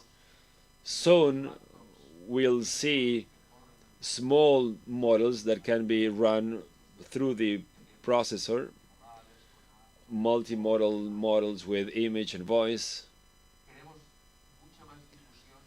We want to increase dissemination, so there's a massive use of this technology. We are generating a lot of use cases for the private and the public sector, and once you have all the infrastructure ready to promote one use case, is very cheap to do because all the tools are already there. There's a lot to be done, and here I'm encouraging you to think what can be done to generate special corpuses, linguistic models, modalities. For instance, the medical field, one of the corpuses that you can find is a medical corpus in Spanish generated as from medical histories, and then you can do some fine-tuning to adapt it to specific context. There's a lot to be done for local uses, for linguistic variations, for sectoral uses. The other day someone mentioned, like, we would like to have a model that speaks the same Spanish version that we use. That is not very far, because you can have a specialized corpus for that. It makes no sense to start working from scratch. You can use all these resources already there. And finally, if you have a family of founding models, by founding I mean trained from zero, from scratch.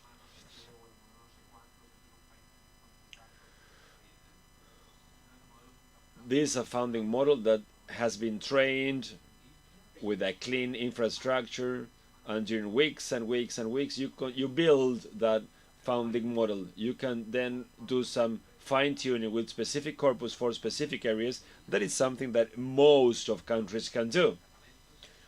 Of course, you need talent and data, but you don't need huge capacities to do this. And the last topic, is to work in, we don't know if to call the language a minority language. I prefer the adjective vulnerable. There's a report by the European Parliament that lists all the languages spoken in Europe, and the report says they are in danger of digital extinction.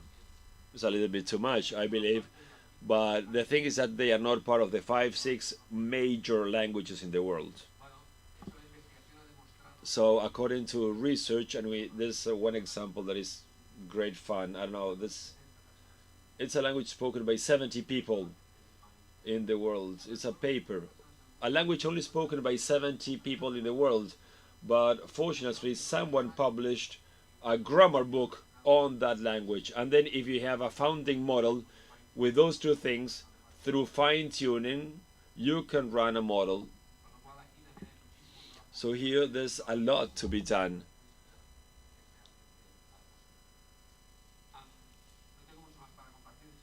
That's it. I think I finished on time. I could ask you one thing.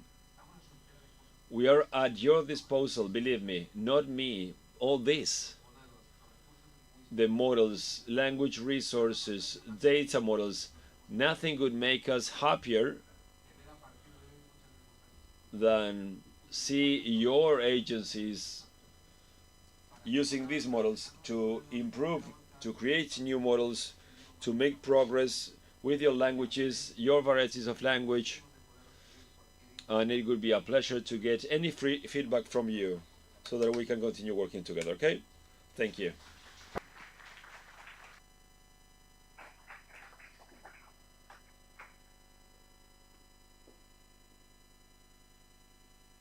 Muchas gracias, Joseph. Y vamos a... Thank you very much, Joseph. So let's continue then, and let's move on to the next presentation that is towards a language model for Latin America. The idea is to socialize the model together with public organizations and universities so that we can train language models of AI to work with different native languages to share experiences. So now let's invite Mr. Soto, that works in the AI Center in Chile.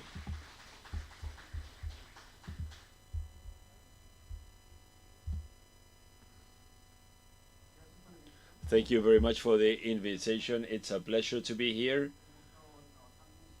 and to share what we have been doing in Senia, developing this technology in our region. I will be telling you about our work to develop one of these large language models in Latin America and the Caribbean. When I think about all this, I think about this space career, space competition that is like to get to the moon before other countries or to get to Mars before other countries. But to be part of that competition, you need how to build a rocket, right? A spaceship. So, and in that sense, being part of this new AI revolution, to play an active role and to have the right capacities to develop this technology, to have this spaceship, if you want to have it, the first steps, you need to be able to develop these large language models. So what we want to do in Senia is to develop the capacities to share it with the communities in the region so that we can be part of the discussion. So what I wanted to do today is to tell you about the importance of this and a little bit of what is involved in all this large language model. So first of all, we're going to start with the why. So if you work with language models that are available, once you start, you realize that they don't know much about South America. I asked them, what's a Chilean? And that is a Chilean. Look, it may look like me, but I don't feel identified with that, believe me. So current models don't know much about Latin America. It's like in the case of GPT 3.0, that is one of the few that is open. Basically, it was trained with internet information where probably 90% of that information is in English, and another small percentage is in Spanish and Portuguese. Probably because the information of Latin America is going to be mainly here, a little bit provided by Spain and Portugal. But it could be there that 100% of that information is in Spanish. But if that information is not about Latin America, the knowledge of the model is going to be too small. So we need to understand that language, we need to know about language, and we need to know about the knowledge provided to those models. It should be data about our culture, history, and geography. And then also the languages, because Spanish is all right and Portuguese is all right, but there are more than 90 languages in the different native cultures in our region. And it's also important then to include all this in the language models. The second motivation that we have is to have some technological sovereignty. So we need to create, going back to the example, we need to create that spaceship, and so that we can have an active role. And that is something that governments are currently doing. In the case of Falcon in United Emirates, Mistral in France. So The Economist in January this year published an article about this, how the different countries are considering the importance of having the right capacities at local level to create these models and the relevance of all this. Unfortunately, and this is Stanford AI Index 2024, so up to the end of 2023, as far as December last year, it was a sad story for us, because all the language models, we didn't reach not even one. So none of these models have been developed in our region, and that is something that we need to be concerned about. So those are some of the reasons why this is an important topic to develop in the region. Another thing I want to tell you about is, what does it mean to build these models? These models, they need to have three different capacities. One is language, so that we can communicate with the model in Spanish, in Portuguese, or in some other native languages. Basically, syntax and grammar. Then is that when we ask something, so writing the right sentences is not enough, so that when you ask for something, it should respond with something that is consistent and coherent with what you have asked. And for that, we need to have semantic knowledge, okay? That is semantic. The semantic field is pretty hard, especially if you want to have the model a wide knowledge, right? So they know about everything, and that is difficult to achieve. So for that, we need a lot of information and a lot of data about the region. And the third component is reasoning skills. Sometimes you ask something to the model that requires some reasoning, or if this person is thirsty and there's water and a glass, what can we do? So that implies reasoning, and those skills are also what we expect from these models.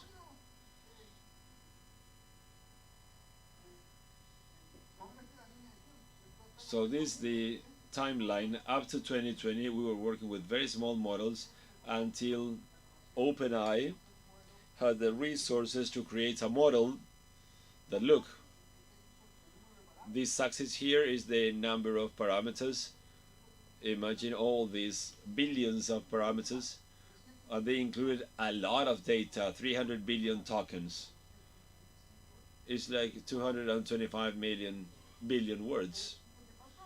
So what happened is that those models had these three capacities. Is what we can see in ChatGPT nowadays. So what do we need for these capacities? Studies after this say that the grammar component, the syntax component, that's not very hard. With 3 billion, 6 billion, that's all right. So reasoning skills appear somewhere here, 20 billion parameters. They have some capacity of reasoning, but the knowledge skills, especially if they are advanced knowledge, those are harder. We need models with 50 billions. In the case of Mistral, for instance, one of the skills, it showed that with a smaller model, they had a higher performance. With 7 billions, it can perform better than one with 70 in almost all skills except for knowledge.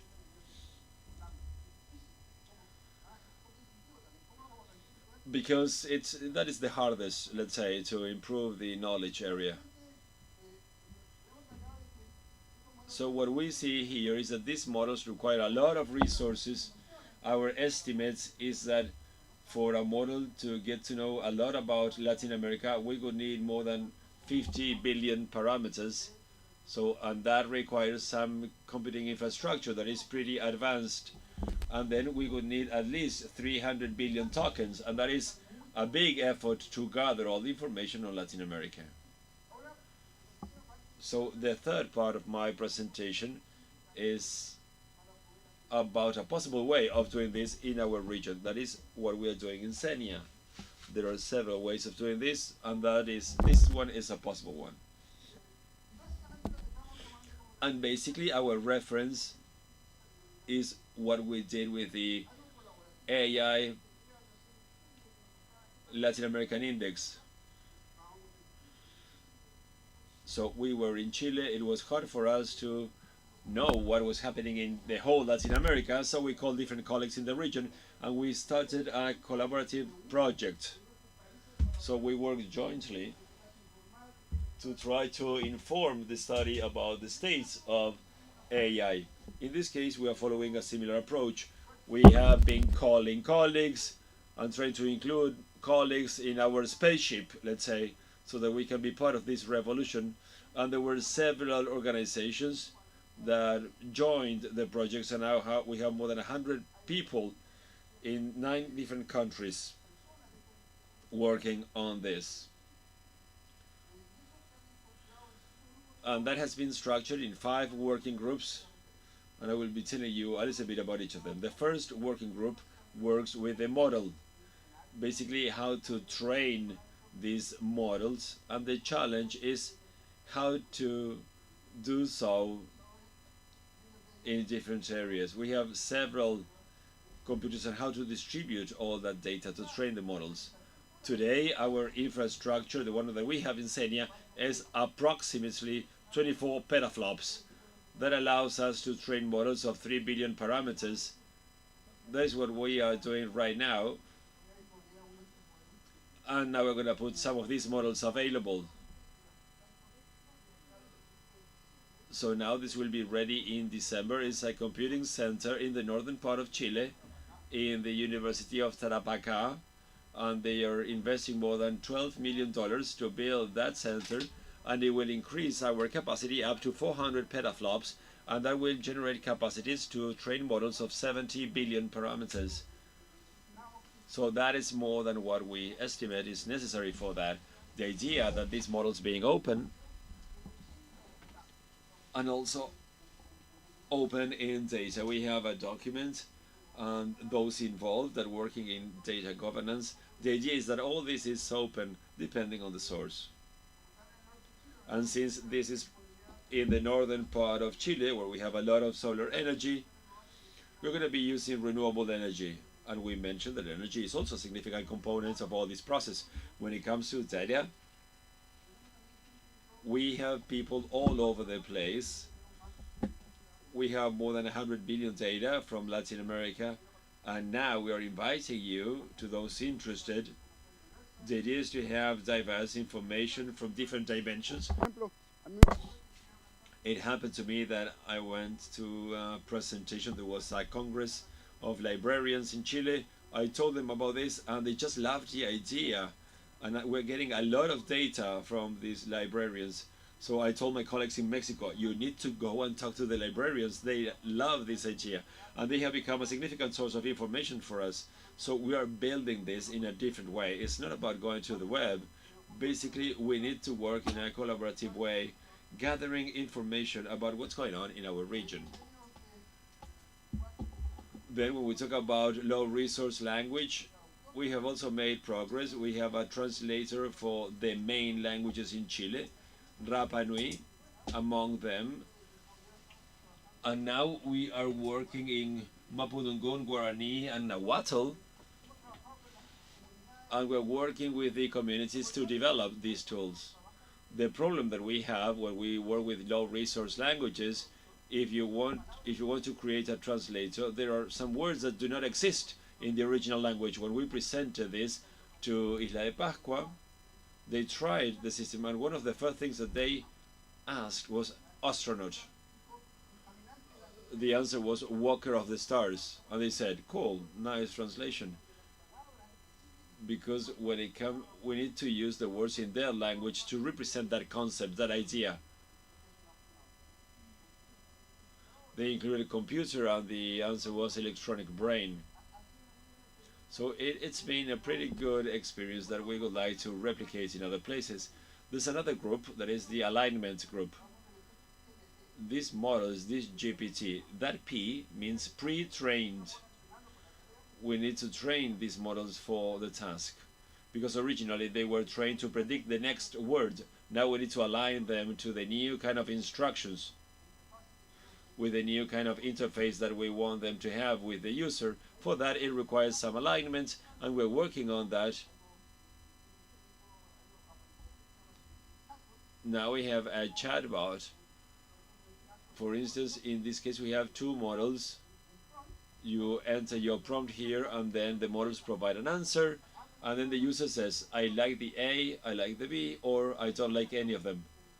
And by doing that, we are getting information and data. Here we know how different countries are participating in the project. The idea is to gather information so that we can align this concept. So people in Latin America, what are they asking? We need to train the model so that it can check on these kind of answers. Lastly is evaluation. Evaluation makes reference to, it's like a teacher, for instance. A teacher that knows that there's one student that is saying that they know a lot about Latin America. Okay, so we need to define the benchmark. I need to test its knowledge. How can we define a benchmark that can measure the capacity of the model to answer these kind of questions? And we have been working on this. We have carried out some standardized tests. We're using the chatbot, and it is open to new ideas. So that was what I wanted to show you, basically the why, the what, and how. These are possibilities to develop this technology in the region, so that we can finally have our spaceship. It is important to work with the different initiatives at global level. Of course, that we're going to be learning a lot from other experiences, and also to help in the progress of AI in our region. But it is important to develop all these capacities. In the region, it requires hard work. We need to work together. We cannot build a spaceship on our own, so we need to work together, working together. Many of the things that we have done so far, they show results working bottom up, basically asking people to help in the initiative. And it's important to add and to include a little bit of top-down approach, so that the authorities are also part of the process and they can provide support to these initiatives. So my invitation is that those of you that are interested, please contact us. We are open to work together so that we can build our spaceship and go to Mars. Thank you.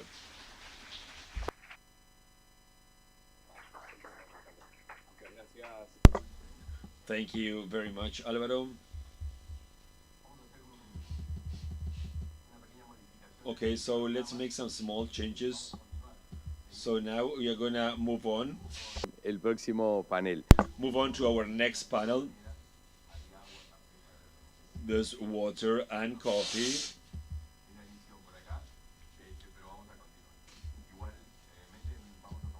So now we are gonna reorganize the stage, and then we're gonna move on to the high-level panel about application of AI for climate change mitigation and adaptation. For those connected online through the channels of CAF and Agesic. This panel will be very interesting, and they are connected in some way.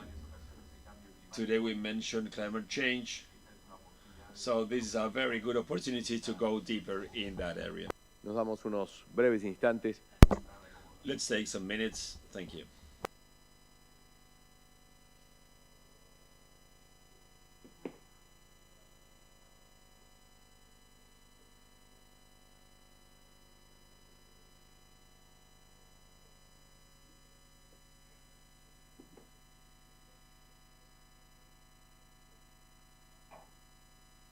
Inmediatamente después de este Immediately after this panel that is about to start, we have the closing remarks by the authorities of the different agencies that organized this event of this second summit on AI ethics in Latin America and the Caribbean that started yesterday.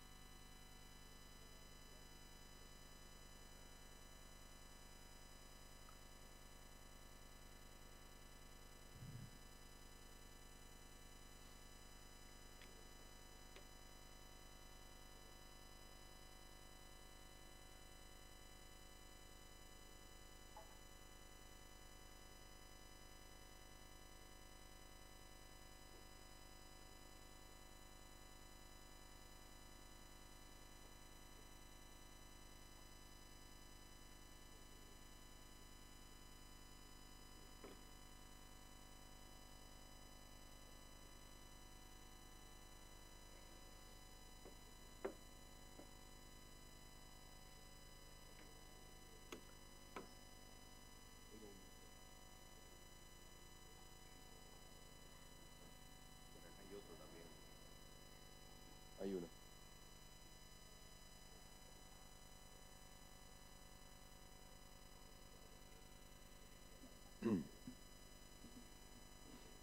Vamos a ir invitando a quienes So now let's invite the panelists to come on stage. Eric Mauricio, Agesic Chang, Director of Innovation and Ecosystems, Secretariat of Innovation of the Presidency, El Salvador. Regina Cervera, Programs Lead, Future of Earth Sea Mines. Jacine Kelari, Member of the Board of Directors and Researchers of the Caribbean Open Institute. Cristina Shimora, General Coordinator of Digital Transformation, Ministry of State for Science, Technology and Innovation in Brazil. Victor Muñoz, Founder and Partner of Smart Data.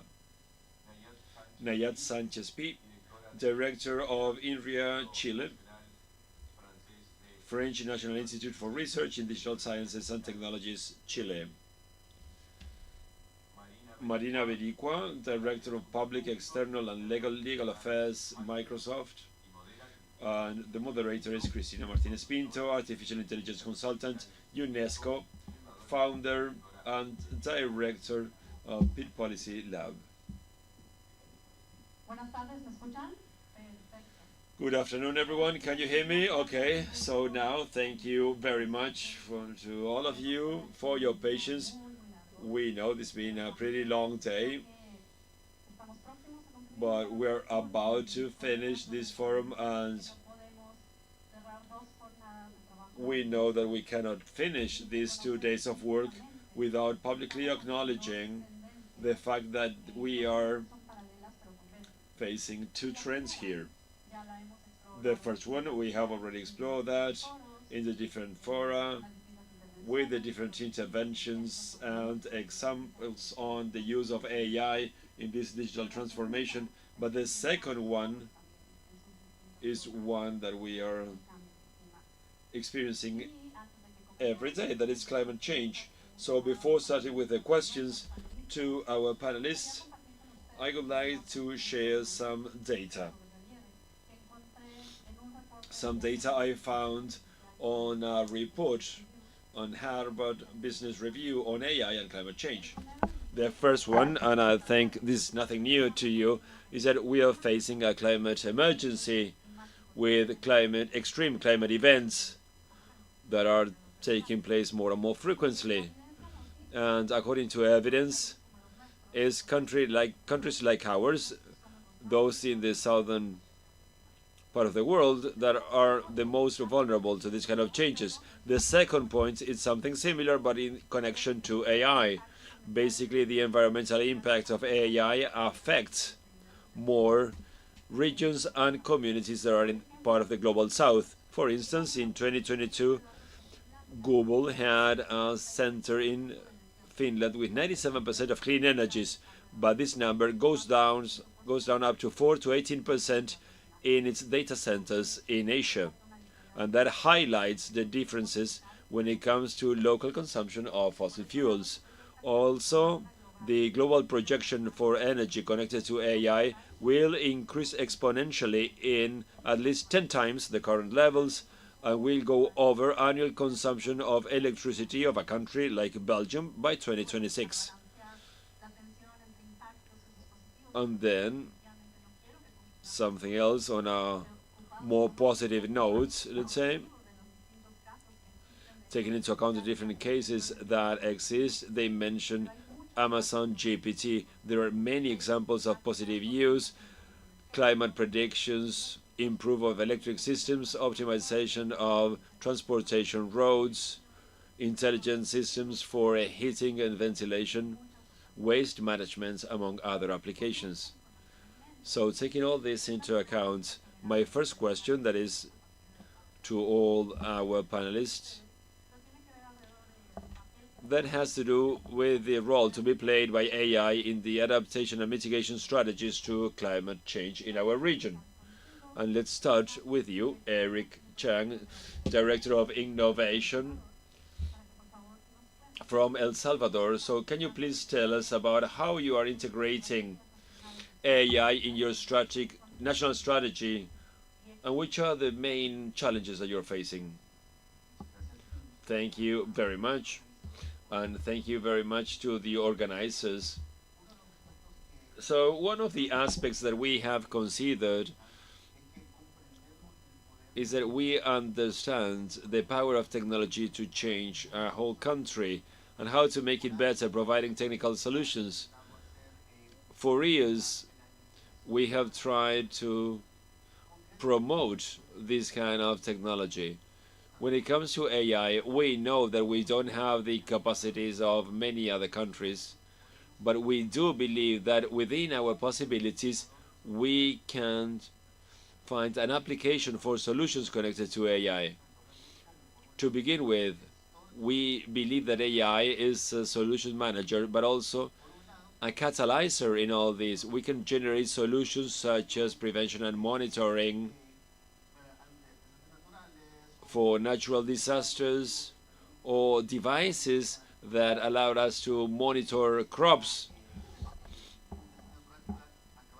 so that we can reduce the negative impact of natural disasters on crops. Also, we believe that AI is not a solution in itself. Nosotros sí, porque ustedes conocen perfectamente cómo funciona la inteligencia artificial. You know perfectly well how AI works. Some people think that AI is just some kind of magic box that will solve all your problems. So in our case, what we have been trying to do is to promote AI literacy to the right use of this for critical aspects such as farming. For instance, we are implementing laboratories. So apart from creating AI, we use Internet of Things and devices so that we can capture data, for instance, in crops. But there's something else that is very important that is included in this strategy, is that we need that technology to be accessible. If I find out an AI solution, of IoT devices that cost $10,000, that won't be feasible. It's impossible. So this lab basically generates small solutions using AI and IoT so that they can have their own solutions to their specific problems. We are talking about solutions that cannot exceed $25. So, yeah, we do believe that AI is a fundamental component as a generator of solutions, but also as a catalyzer that will allow other solutions to benefit the population. Thank you very much, Eric. So now let's continue in this topic. Now we will switch to English. So, Cristina. Coordinator of Digital Transformation at the Ministry of State, at the Ministry of Science, Technology and Innovation from Brazil. We know that Brazil will be hosting next year the UN Climate Conference COP30 meeting. So could you please share with us how are you leveraging digital transformation into your climate action efforts? Okay. Okay, can you hear me? Yes, so first of all, thank you very much for the invitation.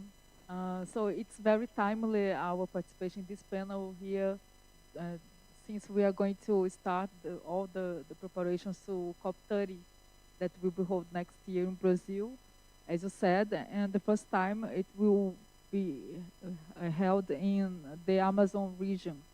So it's going to be very special for us. But this year we also have already finished the work of G20 Digital Economy Working Group. So as we have this stage already finished, so we are beginning to the preparation to COP30. But in Brazil internally, we have also recently launched our Brazilian AI plan. And one of the principles of this plan was the environmental sustainability. And we have 5 pillars, which are infrastructure, training, business innovation, regulatory framework, and digital government. And for example, in the infrastructure pillar, one of the actions will be the establishment of green high-capacity data centers powered by renewable energy and optimized for sustainable use of water resources. And it was very interesting during the process of elaborating this plan, this national plan, because we have listened to more than 300 people, and we find out many ongoing initiatives that was happening in Brazil. And one of them was our research in the National Institute of Space Research, which is called INPE in Brazil. And they were developing an intelligent system for forecasting extreme climate events. And it's already an ongoing research. And in 1 year, we think they will be able to predict this event that was very disastrous for us in Brazil due to the rain in the south of Brazil this year. And we will be able to predict this kind of extreme events in 12 months in advance. So I'm from the Ministry of Science, Technology and Innovation from Brazil, and we think we can support by developing research of this kind of solutions to the climate change, and we can make many collaborations around the world with this subject. Thank you, Cristina. Back to Spanish. Vamos a hacer un salto geográfico. So now let's change locations. We went to El Salvador, Brazil, and now let's move on to Chile. and to applied research. So I'm going to talk to you, Nayat Sanchez, Director of the INRIA Chile, French National Institute for Research in Digital Sciences and Technologies. My question to you is how INRIA Center is contributing to the research on AI and climate change, and what kind of trends have you identified so far?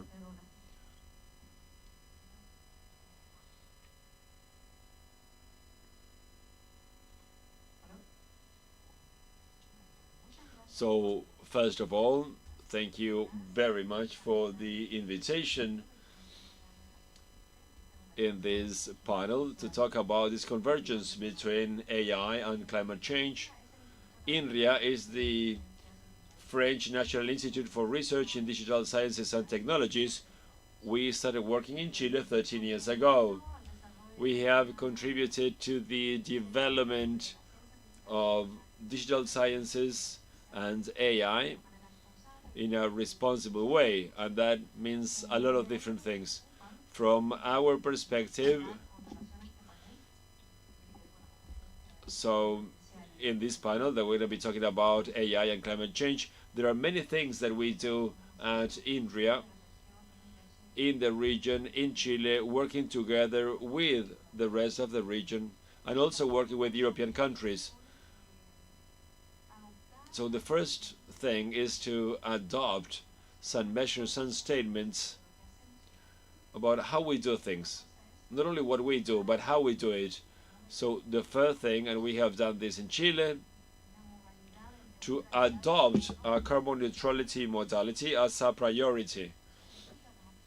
So this implies that we have created working methodologies, guidelines and policies on how we do things, how we work on digital sciences and the technology that we develop. And then we do what we do best, that is to do research. And which points are we doing research about? And that has to do with the impact of AI on climate. So that can be grouped in three main areas. The first one has to do with applications. You mentioned several applications, and my colleagues did the same thing. So we have a wide range of applications, AI applications that can be used to accelerate climate activities, and more specifically in Latin America, and that is connected to what you mentioned about these thoughts about how vulnerable our region is and how can it have been negatively impacted by hurricanes and earthquakes and droughts and wildfires. So AI, in a way, can be an important mechanism and things that we can do through AI. And then the relevance of using AI, it has to do more with, it goes beyond optimizing methodologies. The knowledge that we have acquired in all these centuries when it comes to fisheries and farming, all this is changing at a very rapid pace because climate is also changing. And this, in a way, makes us rethink and to quickly adapt to this new reality to get new knowledge. And for that, we can use AI. So we need to use it because we need to relearn all these things. Secondly, the use of AI helps us understand complex problems like climate change, mitigation actions. These complex problems, they need of processes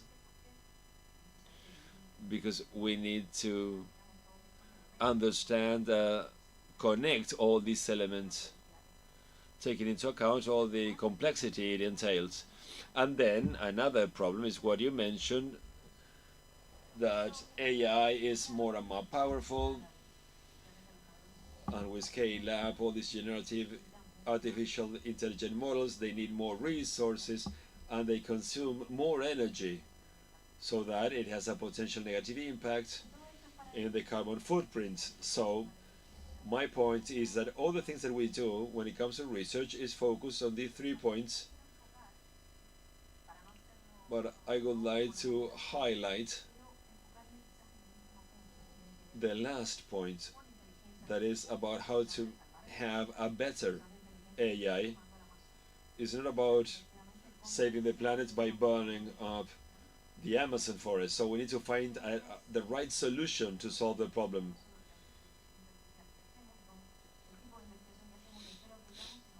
So I wanted to describe how we do the research that we do. So first thing is that we need to understand what kind of energy sources we are using. And as a researcher, we have resources to identify the kind of energy that we are using, the use of the cloud that we do. Then we need to measure this footprint. And there are several tools that have been created. And in India, we have some of these to measure energy consumption of the software generated and how is this in a way optimized. We have created a Power AI. It's open source that can be used to measure all this throughout the development chain. Of course, there are others.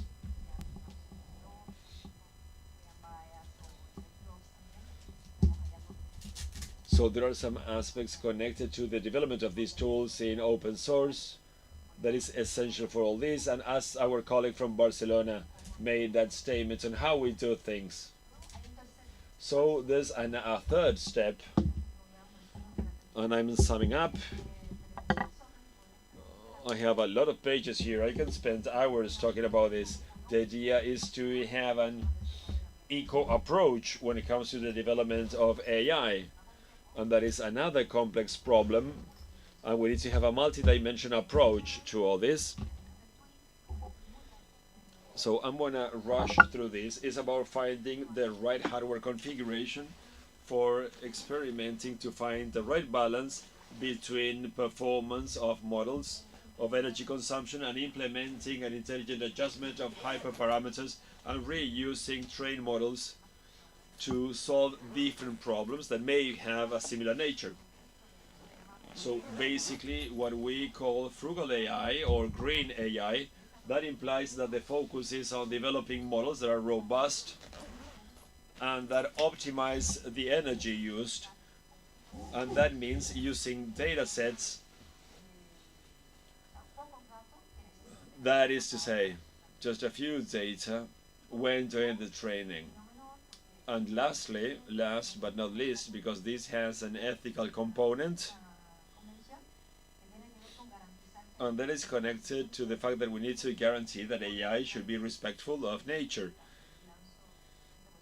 What does this mean then? And what happens if generative AI tools can increase or make actions connected to climate change even worse? In the same way, they can amplify biases or fake news. They can also amplify, for instance, or suggesting the use of fossil fuels instead of renewable energies. So this is just some of the few dimensions, but I just wanted to share this so that you have an idea of the research that we are doing. Thank you very much, Nayak. You had my mic, so I could not interrupt you. So you could have continued forever.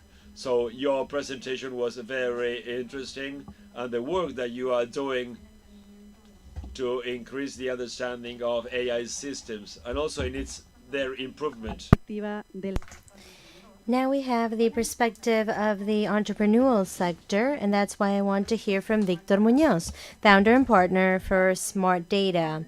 Victor, I would like to know, in your role, what do you believe is the role of database solutions to comply with the SDGs in relation to climate change and AI? Well, good afternoon. I am an entrepreneur, yes, but I have had many other roles in the past, and I want to mention some relevant figures. In the last 50 years in Latin America, we have had close to 100,000 victims caused by climate events such as floods, fires, and other natural events in countries. And it has an impact of 390 billion US dollars, which equates to the GDP of Colombia. So the figures are astronomical. And I say this to give you context because sometimes when we talk about what we can invest to prevent the situations, the figures seem high, but in reality, the multiplying factor for these investments has to be 20 or 25 times more than its return. Now, we're talking about data, but we don't just have to look at data. Because I believe that in the past 2 years, generative AI has made us focus too much on the technology itself, while we forget about the other technologies of the fourth industrial revolution. Because here we have a cloud processing and IoT. We have a multiplicity of technologies that enable us to try and find solutions for the SDGs. So when we think about solutions from the perspective of startups or of other places, the first thing we think about our early alert systems. And even the director of the UN in the COP 2 years ago, he said that by 2027 we should have those early alert systems implemented in the whole world. And if we combine those systems with AI and IoT and with all the data available to us in prediction systems, we could be increasing the likelihood of getting alerts for populations, thus preventing having more deaths. We won't be solving all the infrastructure issues with the early alerts, but we would be saving lives. So in that combination where we're using technologies from the fourth industrial revolution, it is fundamental for us to share data. And the second thing, which is something that was mentioned several times, which is the example of the Amazon, and that's that in the Amazon we have 7,200,000 square kilometers in area. And in that space, we need to think about how to maximize technology solutions because we have issues with acoustics. We have issues that combine with 5G to get a signal.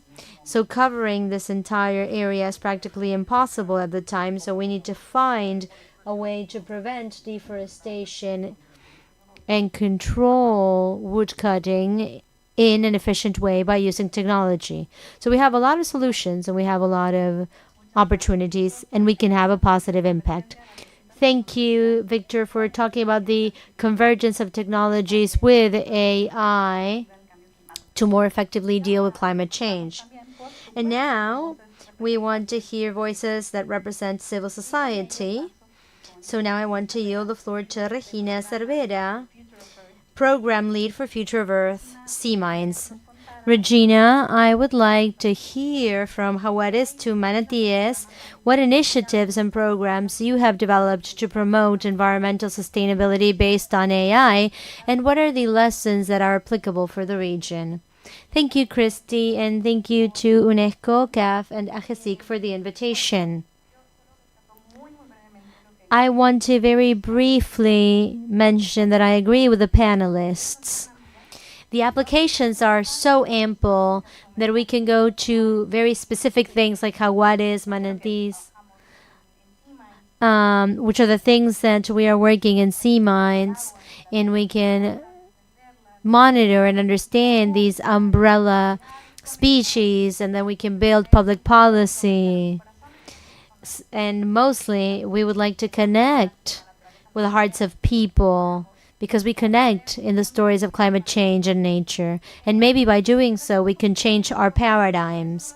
And I want to go back to what Victor was saying in terms of the fact that we're not going to achieve this only through AI. AI is the entry point,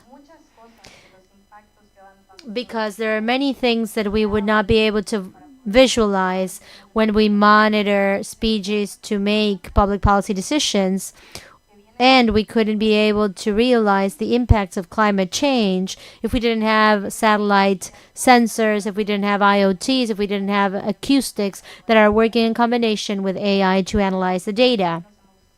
And many of these impacts have been there since the mid-past century, and the Anthropocene really matches what is happening with the planet.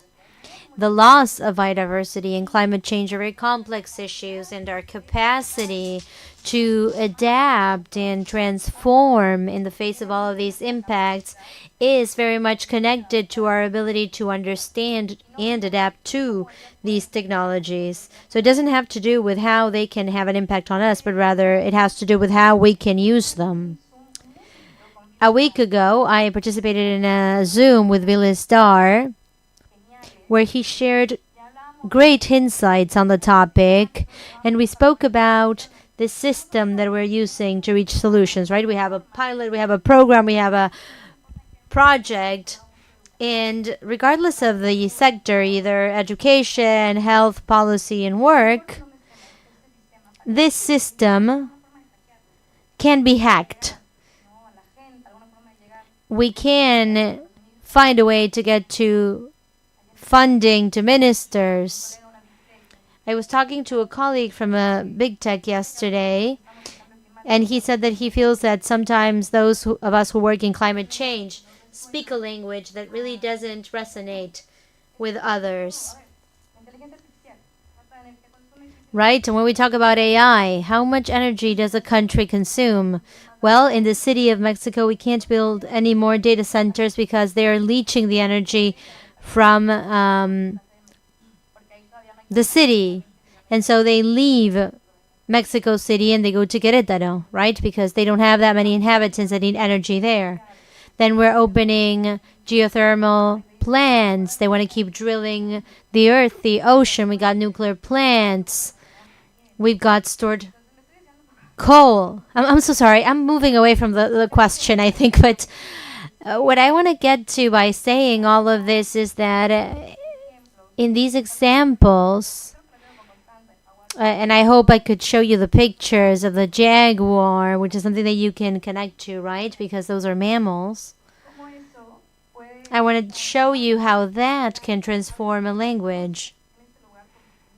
And we are here in a place with ministers and people that are working in politics, and the way in which we explain things is everything. And AI can help us build impactful speeches about climate and biodiversity. And that has an interesting impact that we should explore. Because, of course, these systems can hallucinate, right? There was someone that was saying that the AI had recommended not protecting the jaguars or not using clean energies, right? The system can say whatever. I'm sorry, I'm going on and on, but I did hear a Chilean minister yesterday talk about the potential of having cultures disappear because of these systems. So we're looking at having solutions from the bottom up.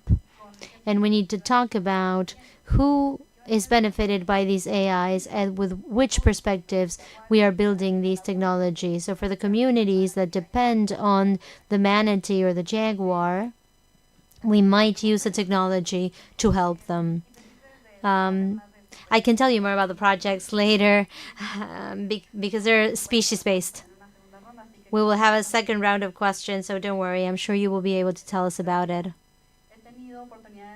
Now, I have been able to follow the work of Future Affairs up close, and I think that you guys are doing innovative, necessary projects, and I'm sure you will be hacking the system soon. Let us now move on to Jacine Quilade. I know you can speak perfect Spanish, but let's switch to English because you represent the English-speaking Caribbean countries. That being said,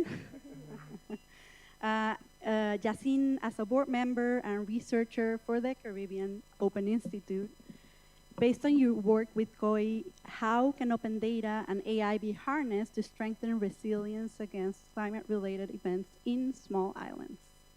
Thank you. You hear me? Yes? Okay, thank you, yes. So the Caribbean Open Institute that I came to represent is an alliance of universities and some NGOs and research centers and individuals in the Caribbean working for 12 years now on the area of data. We started with open data. We did a lot of work on open data. Now we are working a lot on AI and also DPIs, which is another part of infrastructure that relates to all of that. We are in Jamaica, Trinidad, Dominican Republic. We have some partners in Barbados, Belize, Guyana also. We work on advocacy. So we work towards policymakers and governments, trying to convince them to move efficient policies or new reform policies on these areas. We work on raising awareness of all stakeholders, not only governments, but also civil society, academia, researchers, and businesses. And we engage with them to build these capacities. And we work a lot also on building capacities. So, around the use of data, we have the Caribbean School of Data. And we also do research, applied research. Personally, I'm working on a project. I'm training an AI model to recognize certain patterns of hate speech against a vulnerable community in Dominican Republic. And it's a very concrete, action-oriented work that will hopefully inform also policymakers and help human rights activists in enhancing their work. The conversation about climate for the Caribbean, it's not a nice conversation to have, it's vital. We are very small, fragmented territories. I did small research before this session.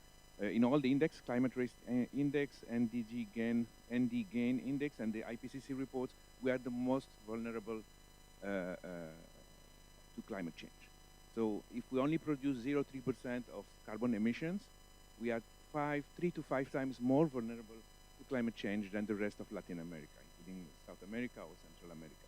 So it's very important to us. I mean, it affects us with more hurricanes, more floods, more drought, saltification of our waters, floods, loss of biodiversity, loss of infrastructures, everything. And we are vulnerable because of the geography, but also because of our economies, how our societies are developed, how we are dependent, for example, on tourism, how we have limited economic diversification, how we have limited access to water, and we have high debt, so we have little margin to work towards mitigation strategies, and we have high, still in some of the countries, depending on the Caribbean country, but some inequality, which make vulnerable capacities less able to work and to adapt to climate change.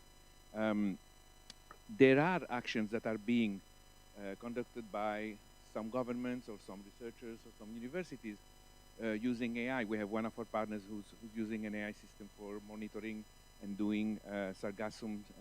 You know, the sargassum, we have this sargassum. Okay, the seaweeds that come to the Caribbean and that are affecting a lot, not only tourism, but also fisheries and livelihoods that are dependent on water. So on that aspect, we are doing some things, but for me, this is very anecdotal. We're still at the anecdotal use or research on AI for climate in the Caribbean. Why? Because, and we recently did the Global Index on Responsible AI, and of 10 Caribbean countries, the maximum is 100. I think the best country, Netherlands, has like 88 in the score in the index. Then of the 10 Caribbean countries we measured, 9 are below 10 in the index. That means that they don't have the capacities, the infrastructures, the institutional frameworks, the policies to deal with AI. So we are going to have to deal with whatever impacts us without being able to have responses or to have to build strategies or to build policies to respond to what is coming. And this is for me the critical part. How we can enhance the capacities, the institutions, how we can make sure that all stakeholders, vulnerable communities, are in the table, so they make sure that their voice is heard and it's part of the conversation when we do policy making, when we do strategy, when we choose to invest in specific AI developments, and not only in the Caribbean, but at the global level too. We are being affected by what others decide. What is decided in Silicon Valley or in Europe or in China is affecting us directly through climate. But we are not part of that conversation, although GDC, very nice, says that multilateral cooperation should be, but we don't have the capacities to really sit and be effective in the conversations at the global level. And I think that's a key gap that we have to address. Otherwise, we're just going to have to deal with whoever comes without being able to really have a weight in the conversation. Okay. Thank you, Yassine, for sharing the specific examples of what's going on in Caribbean countries, also for stressing on the vulnerability of the region, but also on the need to work on the different dimensions that are measured by these kind of indexes for AI preparedness. And with that, estamos ya casi por completar. We are now about to finish with this first round of comments, and we now want to move to Marina Berigua, Director of Public, External, and Legal Affairs for Microsoft. And Marina, as a representative of a large tech company, we want to ask, what is the role of public, private, and civil society alliances in order to move forward with climate solutions fostered by AI that are ethical and inclusive? Can you give us examples? Well, first and foremost, thank you for the invitation, and thank you to all the panelists that are here with me today, and thank you to the audience, to the organizers, and to the moderator. Okay, so I think that there are some things that were mentioned today that are really important. We were talking about how we can build strategies to better adapt to climate change and mitigate climate change. We spoke about how we can use AI for that. And we spoke about how that use of AI can be responsible while yielding possible results for the most vulnerable communities or for the countries that have the least tools and resources available to them. And we also spoke about how we can continue using these tools because there are specific cases of the use of AI that go to show that using AI can yield positive results to tackle the challenge posed by climate change. So I think it's difficult for us to think about this because it seems like a circular solution, right? I need to use AI because it's clear that AI will help me solve these challenges, but at the same time, I need to solve these challenges in a way that is inclusive and equitable and that doesn't contribute to deepening the vulnerabilities of the populations of Latin America and the Caribbean. I mean, the question is truly interesting.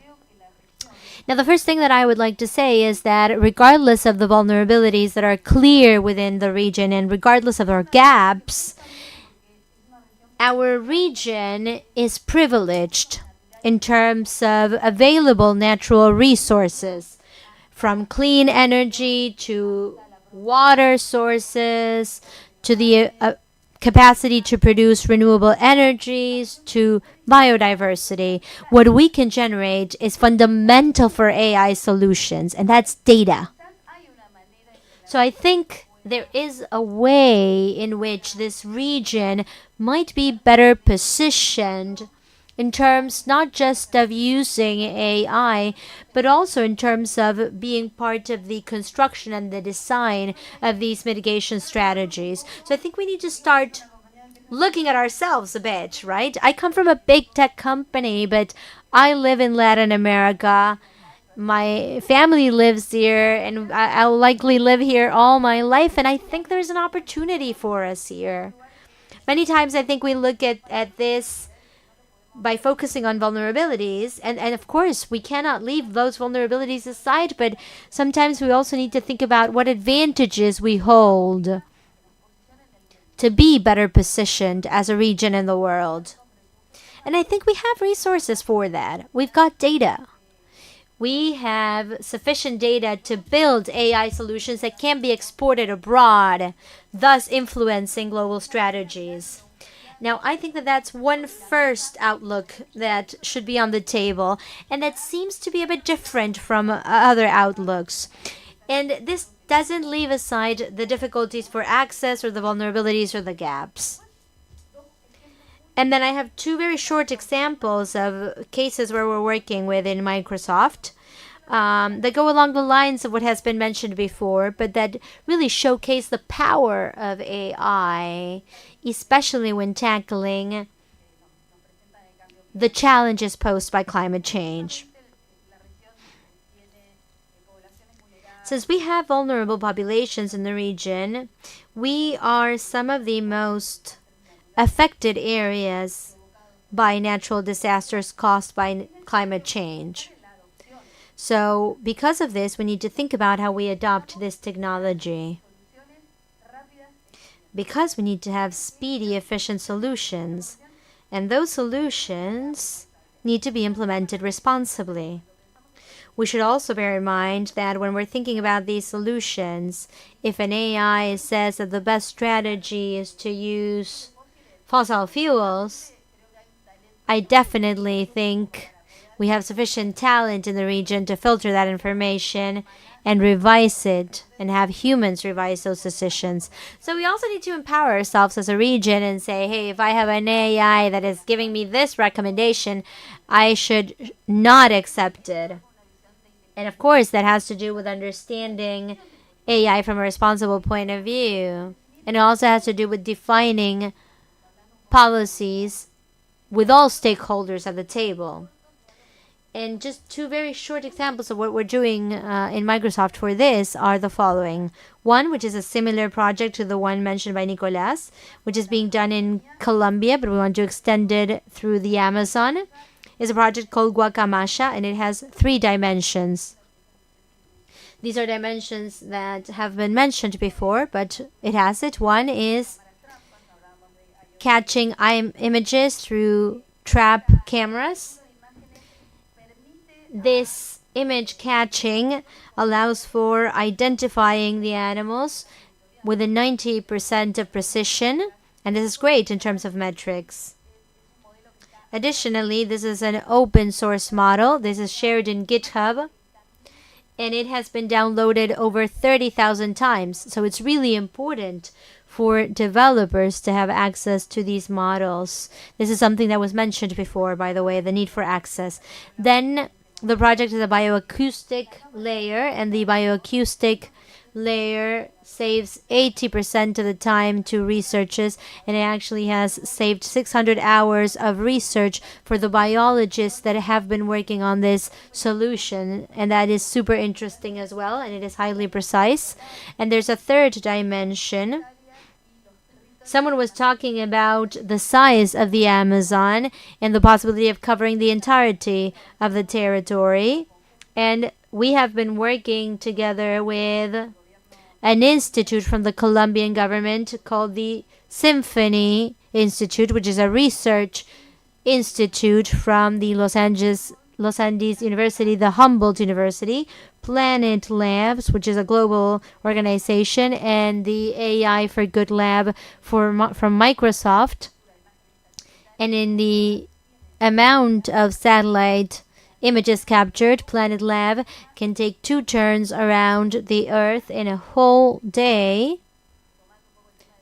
And it actually covers 1,140,000 square kilometers and maps them out in 60 minutes. So in a couple of hours a day, it can map out the entirety of the Amazonia. So this is the power of AI. And this is the power of AI that can be applied responsibly and safely. And there's another project that we are working on with 500,000 coffee producers in Colombia. They were getting issues with soil productivity because of a loss in humidity. And in combination with other organizations, we began planting trees, generating further biomass. And the Rabobank, which is a bank that works in rural areas with rural producers, became very interested in the project.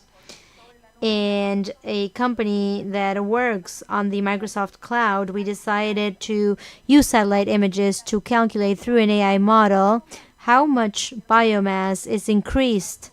And Rabobank is issuing carbon bonds owned by the producers, and now the producers are negotiating these carbon bonds with the assistance of Rabobank and getting income to reinvest them in their production.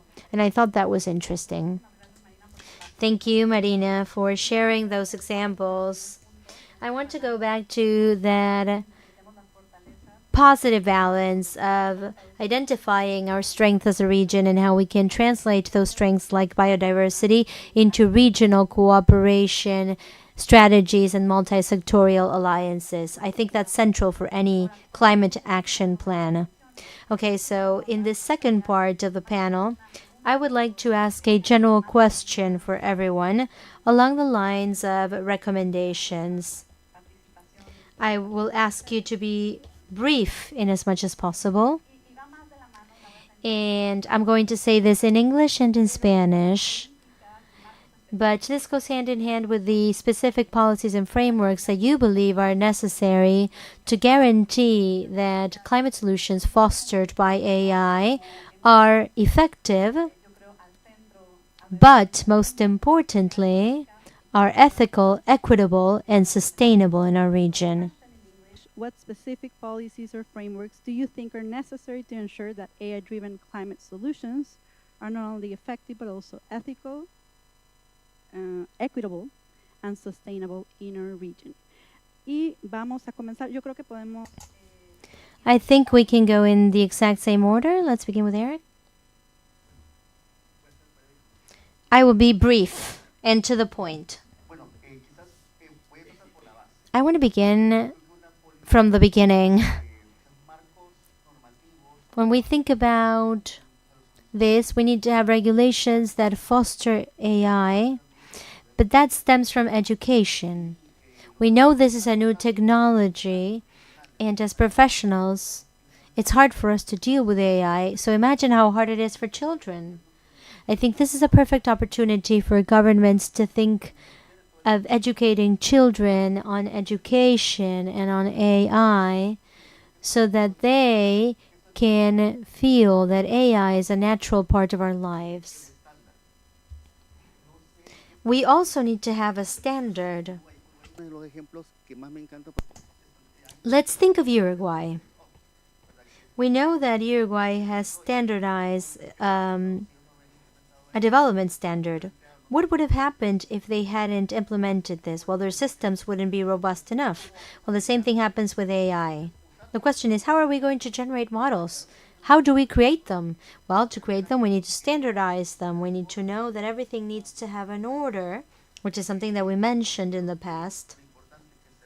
We spoke about how important it is to have that order. And then, of course, we need to think about applicability, right? Many times these new technologies, when implemented, is like playing. But no, we need to have a goal. We need to think about what we're going to do with that, how we're going to do it, what is our framework for action, what is the expected impact, because you're investing.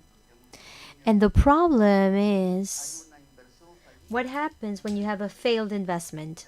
If you fail with your investment, no one wants to talk about it. When you apply a new technology and that led to expenses, and then the results are not what were expected, then no one wants to talk about it. So I think projects need to be properly implemented. So first, we need to establish our goals. Thank you.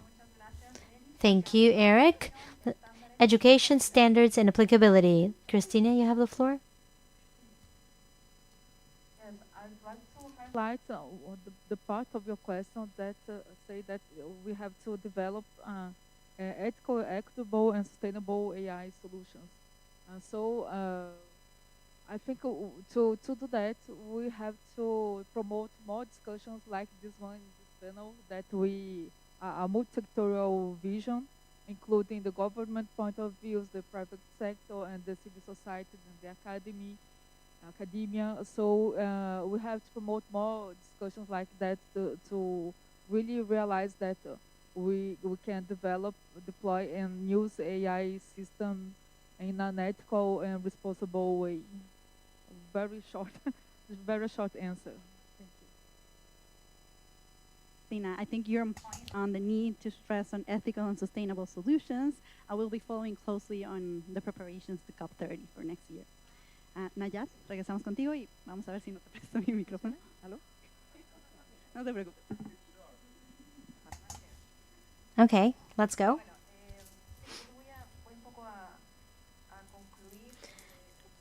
Okay, I want to maybe reiterate some of the comments that have been shared.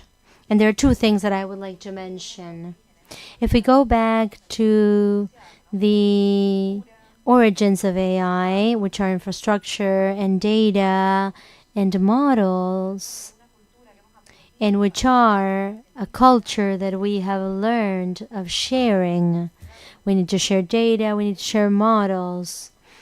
And this need is added to the vulnerability of the region, and it's added to the significant challenges faced by the region because we do not have sufficient data that is well governed, that is open, and that is part of a solid infrastructure. We also don't have sufficient R&D investment, and our economies are too focused on the extraction and use of natural resources rather than be knowledge-based economies. And all of this converges with the issue of climate change, which is a global problem. And I believe that this part of the solution for this is collaboration. I think that's an important recipe for the region, because for global problems, we need to have global solutions, regardless of the specificities we need to tackle in our region. We don't need to reinvent the wheel, because the efforts to solve these kinds of problems tend to be more strategic. They have to do with finding strategic partners with whom we share values, with whom we can move towards a common line. Another point connected to education is my second recommendation. And I believe we need to rethink computer science. We have been obsessed for a very long time with building models and systems that are speedy, that have sufficient performance, that are precise, but that are not efficient. So we need to rethink how we teach computer science by including the variable of sustainability. So those are the two comments: collaboration and education. That's great, Nayer. We've got collaboration, opening, and disruptive education. Let's go to Victor. Very short comment, but I want to talk about the work led by development banks like the CAF. I think their work is fundamental for the region. We must have interoperability models, but models in which we share good best practices, and we should try to have a regional governance. There is the risk of regulatory segmentation and a risk of idea segmentation in the region. So the initiatives fostered by the CAF are fundamental. And that leads to more punctual topics, such as upskilling and reskilling, infrastructure and infrastructure efficiency, distributed infrastructure, and areas in which we can have supercomputers while sharing infrastructure rather than making isolated investments. We need interoperability, data policies, initiatives for GovTech, PPPs as well, and I think this panel is an example of that. This is not the work of the government. This is the government plus the private sector, civil society, investments, startups, and the entire ecosystem. We need to generate sustainable solutions, data governance, and AI governance, and something that Professor Martorell mentioned, which is data sovereignty. If we look at Latin America, only in the B component of biodiversity, we have between the top five, we have 3 countries that are the most biodiverse. So we need to have data that refer to specific topics for the region.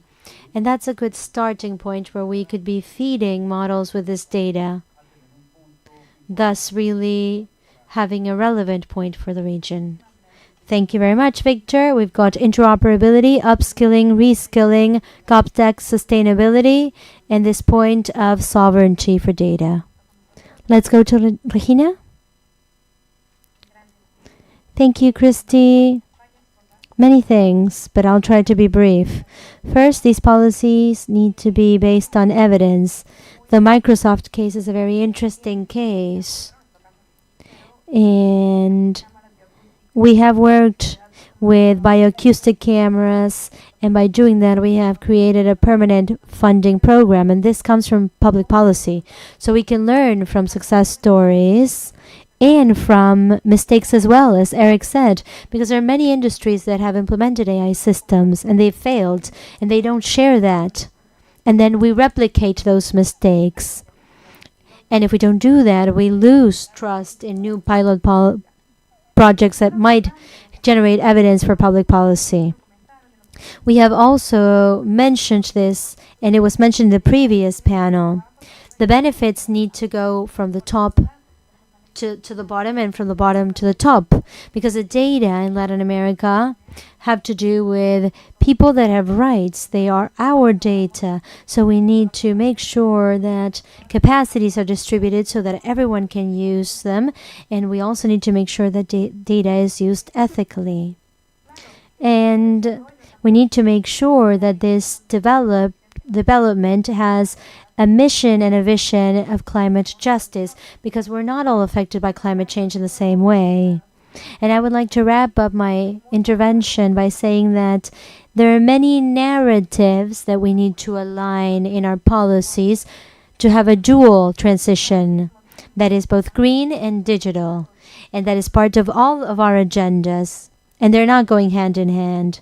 And we also need to interoperate, and that's it for me. Interoperability of agenda, evidence-based policies, success stories, but also recognizing our failures in climate justice. Let's go to Jacine. Thank you. Yeah, it's difficult because they mentioned already a lot of what I would have said, and I don't want just to repeat. So maybe to add to that, the theme of capacities. I think it's not only capacities for the technical AI people, but also capacities for all realms of government to understand what is at stake, how best embed AI use in whatever you do. If you're dealing with environment, with whatever area, you need really to embed that in it. How to strategically design your sectoral policies, your sectoral actions with AI, not as AI as an external thing, but something that is part of your tools. That is important, I think. Also make sure that others, all the sectors that are non-technical, non-AI, non-ICT, not digital, understand how this is affecting what they're doing and how they also should have a voice and also understand how to make best use, or at least not to be threatened at least by AI. So be part of the conversation and also be part of that. I think this is, and research, of course. And I would say it's very similar to what 20 years ago we were saying with ICT for development and ICT for E. We should, align the development agendas with the digital agendas, with the sectoral agendas. So all that work needs capacities, needs research, needs impact, research impact. Impact, what is the impact right now in the communities, in the different ecosystems, in the different groups. And we have to engage a lot of research. So engaging stakeholders, capacities, and research. Thank you, Jacine. Definitely, capacity building for decision-making and leaders is crucial in this endeavor. And then for adopting strategically all the technology. Thank you, Justin. And we will be closing with Marina. Bueno, so agrego. I agree with everything mentioned by the panelists. Both Microsoft and myself share this outlook. And now I was thinking about the possibility of establishing the frameworks and policies. And we're talking about frameworks and policies that are public, that are established by the governments. But I also think that the private sector needs to better establish specific frameworks and policies. Now, independently from the regulation or from more prescriptive guidelines, companies such as ours and smaller companies And large companies working with startups need to feel responsible for the creation of their own internal frameworks and their own internal policies that might make designing, implementing, and developing AI something responsible, sustainable, and resilient for the entire region. I say this because many times we are putting the responsibility on the government and multilateral agencies, but this is a common responsibility.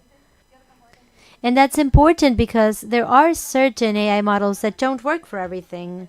They're perhaps not the most suitable. And we need to grow and generate knowledge in terms of what they're useful for and what they're not useful for. We should socialize this information so that we can look at AI and its models from a positive outlook. If we don't make that differentiation and understand that the models may fail or not be suitable for everything, we run the risk of penalizing the tool because it failed to meet a specific goal. So we need to be extremely transparent along those lines, and I believe that that's a collective construction that we need to work on. Thank you, Mariana. So we've got the role and the responsibilities of the private sector in addition to the governments and to other sectors. Please, a round of applause for our panelists. Y no voy a repetir las recomendaciones, creo que I am not going to repeat the recommendations. I think we've summarized all the ideas shared, but there are 3 points that I would like to highlight out of this conversation that I believe are very important. First, I think it's fundamental that we are able to see use cases, not just for success, but also for failures, because they might help us shorten the gaps for learning among our countries. I also believe, as was mentioned by the panel, that we need to be intentional with data governance and with the development of digital structures that allow for AI solutions with the convergence of other technologies for climate action strategies. And those solutions need to be interoperable. And a third point is that the benefits of using AI are incredible, but we need to be cautious and recognize potential risks. And a way for us to recognize these risks is that whenever we regulate AI, we should incorporate climate considerations, funding mechanisms, and programs for technology transfer. So those are the 3 points that I wanted to share, and I thank you all for joining us in this panel.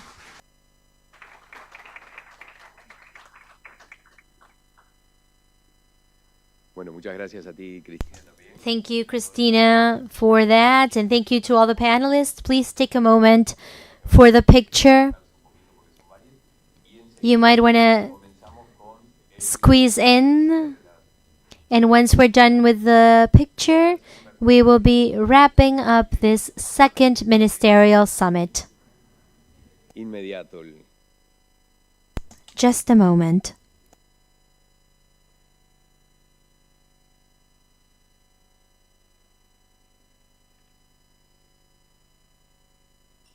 Muy bien, muchísimas gracias.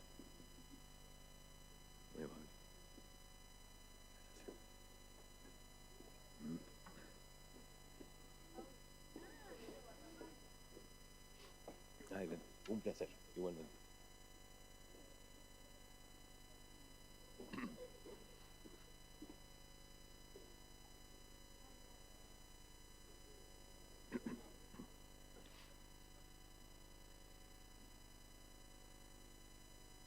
Y de esta manera vamos a comenzar con We will now begin with the closing remarks. Let us invite Jorge Sur, Regional Manager for the South for the CAF. Thank you. Ernesto Fernández Polchut, Director for the Montevideo Office of the UNESCO. And Ebert Pauas, Executive Director for Agesic.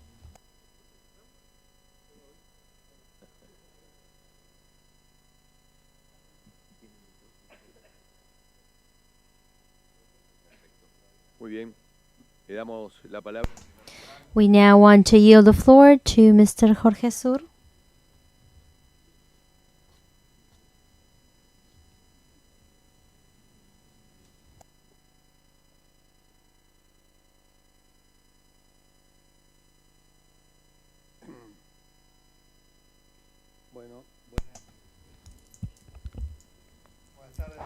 Good evening, everyone. Thank you, everyone. Thank you to my colleagues that are here, and thank you to the institutions they represent. Thank you, Ernesto, and thank you to UNESCO. Thank you, Ebert, and thank you to Agesic for these two incredibly enriching sessions we have had the past 2 days. It has been an honor for the CAF, Development Bank for Latin America and the Caribbean, to work as your strategic partners in this significant second Ministerial Summit on the ethics of AI. We want to thank and congratulate the ones that kicked off these summits, the Chilean government, represented by the minister that was here. Thank you to Uruguay for having the second summit, and thank you to Dominican Republic for deciding to host the third summit. You will have our support, UNESCO support, and the international community's support to develop this summit and multiply your work in time. I know it's late. I know that you have worked tirelessly, and I know that you have had significant conversations about the ethics of AI. And I know that there's a lot of room for us to reflect upon the things that we have learned in these past 2 days. I would like to thank our colleague Mauricio Agudelo and his team, made up of Enrique Zapata, Eduardo, Martín, Lorena, Emilio, and the consultants for the team that are here today for their work. We are proud to have you in our teams. We're proud of what you teach us every day, and we're proud of how much you collaborate to have AI comply with the biggest ethical challenge, as was mentioned in this session, when we have spoken about the challenges posed by the 2030 agenda, the climate change challenges, the employment challenges, the poverty challenges, the inequality challenges. So these discussions, or the tools like the RAM, or the tools like the roadmap that was approved, allow us to provide a support for the process that we are all undertaking. It is important for us to be undergoing these processes because it allows us to focus not just on the topics of what is good and what is bad when we talk about AI, but it also allows us to talk about privacy, human autonomy, and it allows us to go back to the why we exist. We exist to build a better world, to have a more equitable, more inclusive world, more diverse world. So I'm happy that we have had these discussions. And to wrap up my intervention, you know that as multilateral development banks, we might ask many questions for the AI. So I decided to ask an AI tool what it wanted out of multilateral development banks. And ChatGPT answered the following, which I believe is a good summary of what we want to do. I'm not going to read the whole thing, because if you ask ChatGPT the same question of what do you want out of a multilateral development bank, it's going to say the same. But it says it should promote ethical frameworks with the collaboration between organizations and governments, fund ethical AI projects that seek to reduce inequalities, increase transparency and justice, foster social inclusion, guarantee equality and inclusion, thus avoiding increasing inequalities, demand ethical impact assessment, implement policies that force having ethical and social impact assessments for the project's funded using AI, foster transparency and accountability, foster standards that promote an ethical use of AI, support ethical training and education, which is a human talent challenge, promote international cooperation, and 8th, support the development of an AI that is just and unbiased.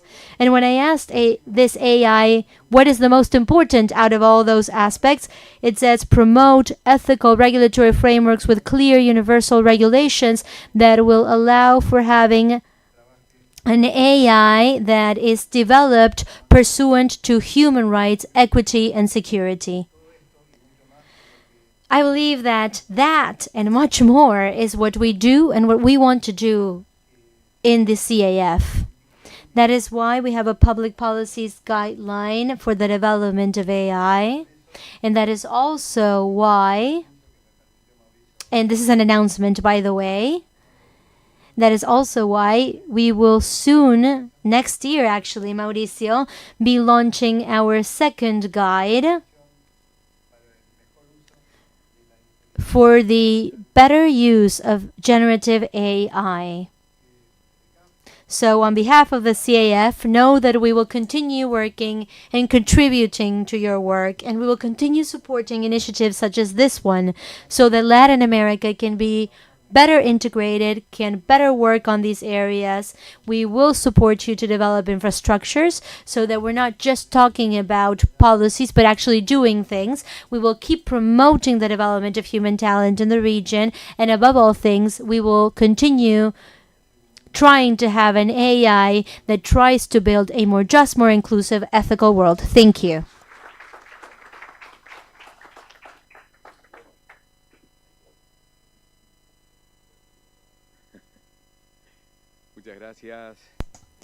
Thank you kindly. We now yield the floor to Ernesto Fernández Polcuch.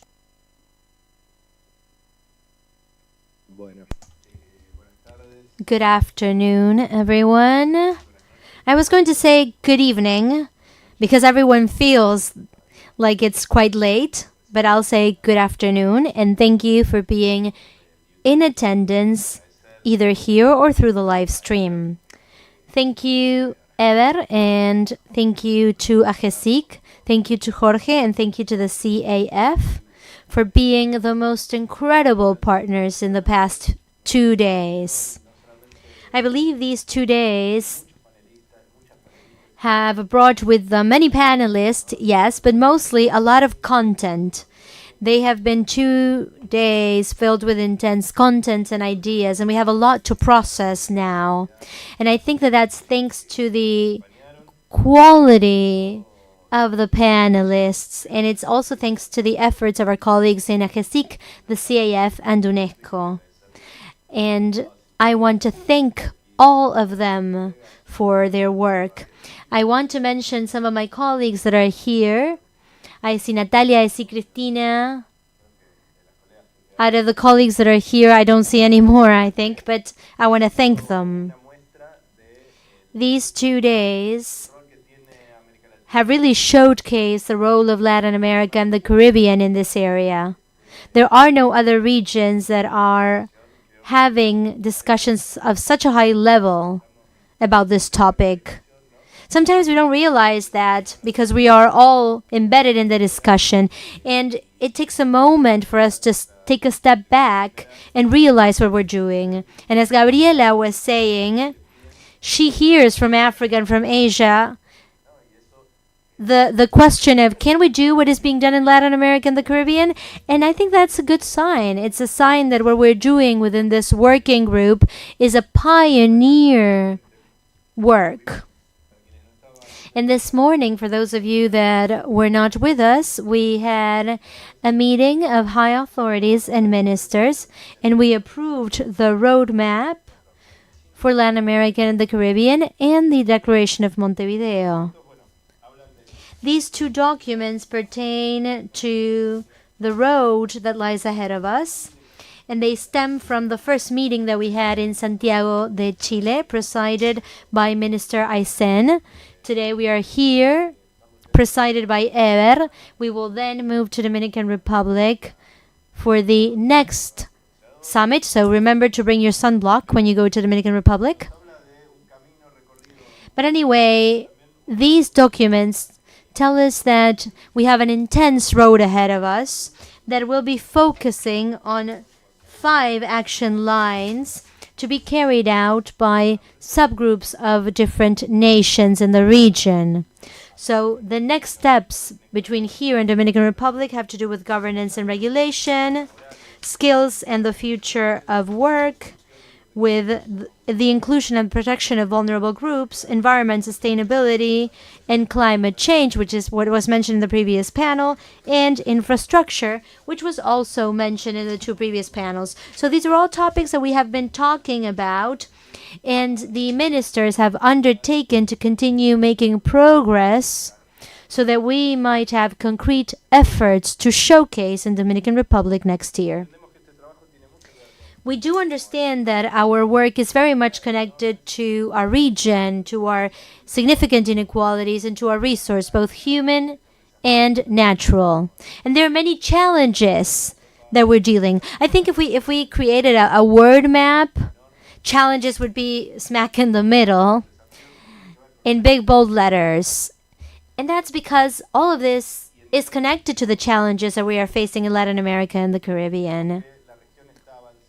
And yet we believe that in the region, we now see that AI is and must be at the service of human beings, but always in an inclusive, sustainable way. Another very brief announcement that I wanted to make is that, I don't know if you have been listening to Viles, but he was coming from the UN Assembly from last week, and this activity that we're having here can be understood as one of the first or the first activity to implement the Global Compact, which has been approved for a week now.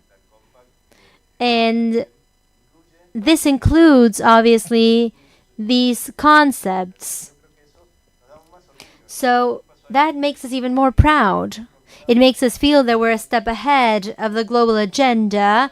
We are very clearly leading this part of the agenda, and that gives us a unique perspective and opportunity to give a Latin American and Caribbean flavor to the debate.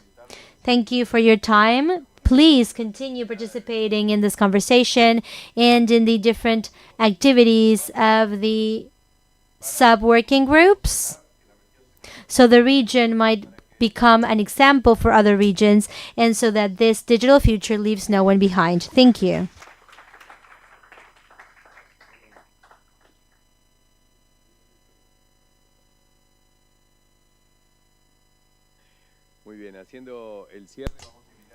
We now want to invite the Executive Director of Agesic, Ever Powers.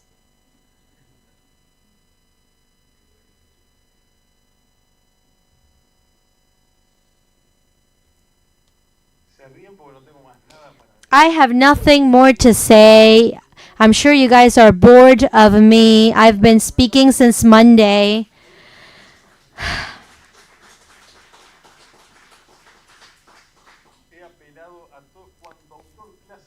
I have mentioned all the classic authors. I have no more quotes, no more reflections. I think I need AI to come up with ideas because my intelligence is toast. Look, I am sure it's hard to keep you entertained. So I'm going to talk about the energy mix in automobiles. Will we use hydrogen, hybrid cars, electric vehicles? No, I'm sorry. I was talking to Miguel Porrua, and he said, talk about cars. Maybe it'll wake them up. Now, but in all seriousness, imagine if our countries in Latin America and the Caribbean having autonomous cars. In Uruguay, Gamarra studied civic responsibility, right? And so who's responsible in a car accident between two autonomous vehicles? Traditional law would say that either one driver or the other driver is responsible, or both are responsible. And responsibility is made up of a serious crime, violation of a rule lack of prudence or lack of skill. But if the car is autonomous, then what happens? Well, we got to think about that in the future. Anyway, I know that many of you have a long way ahead of you to get back home, so I just want to be brief. And this is something that I remembered because of something the representative for CAF mentioned. 3 years ago, I had to choose an education for my daughter. And I made up my mind thanks to a video by the creator of the Rubik's Cube. He said that before we were taught answers, and now we are taught should be taught questions. He said that a very long time ago, but I believe that's important today. Today, what matters most are questions, not answers. And then the last thing that I wanted to mention, and I hope it's an invitation to reflect, especially for those of you that have many hours on the plane, and that's the question of what is the added value in our tasks? Perhaps in the past we didn't ask ourselves that, but now I think we need to ask ourselves that every single day. What value are we adding to what we're doing? What is the personal value that we are adding to what we're doing, and what collective value we are adding as members of the international community to this work? Thank you, UNESCO. Thank you, CAF. Thank you, everyone.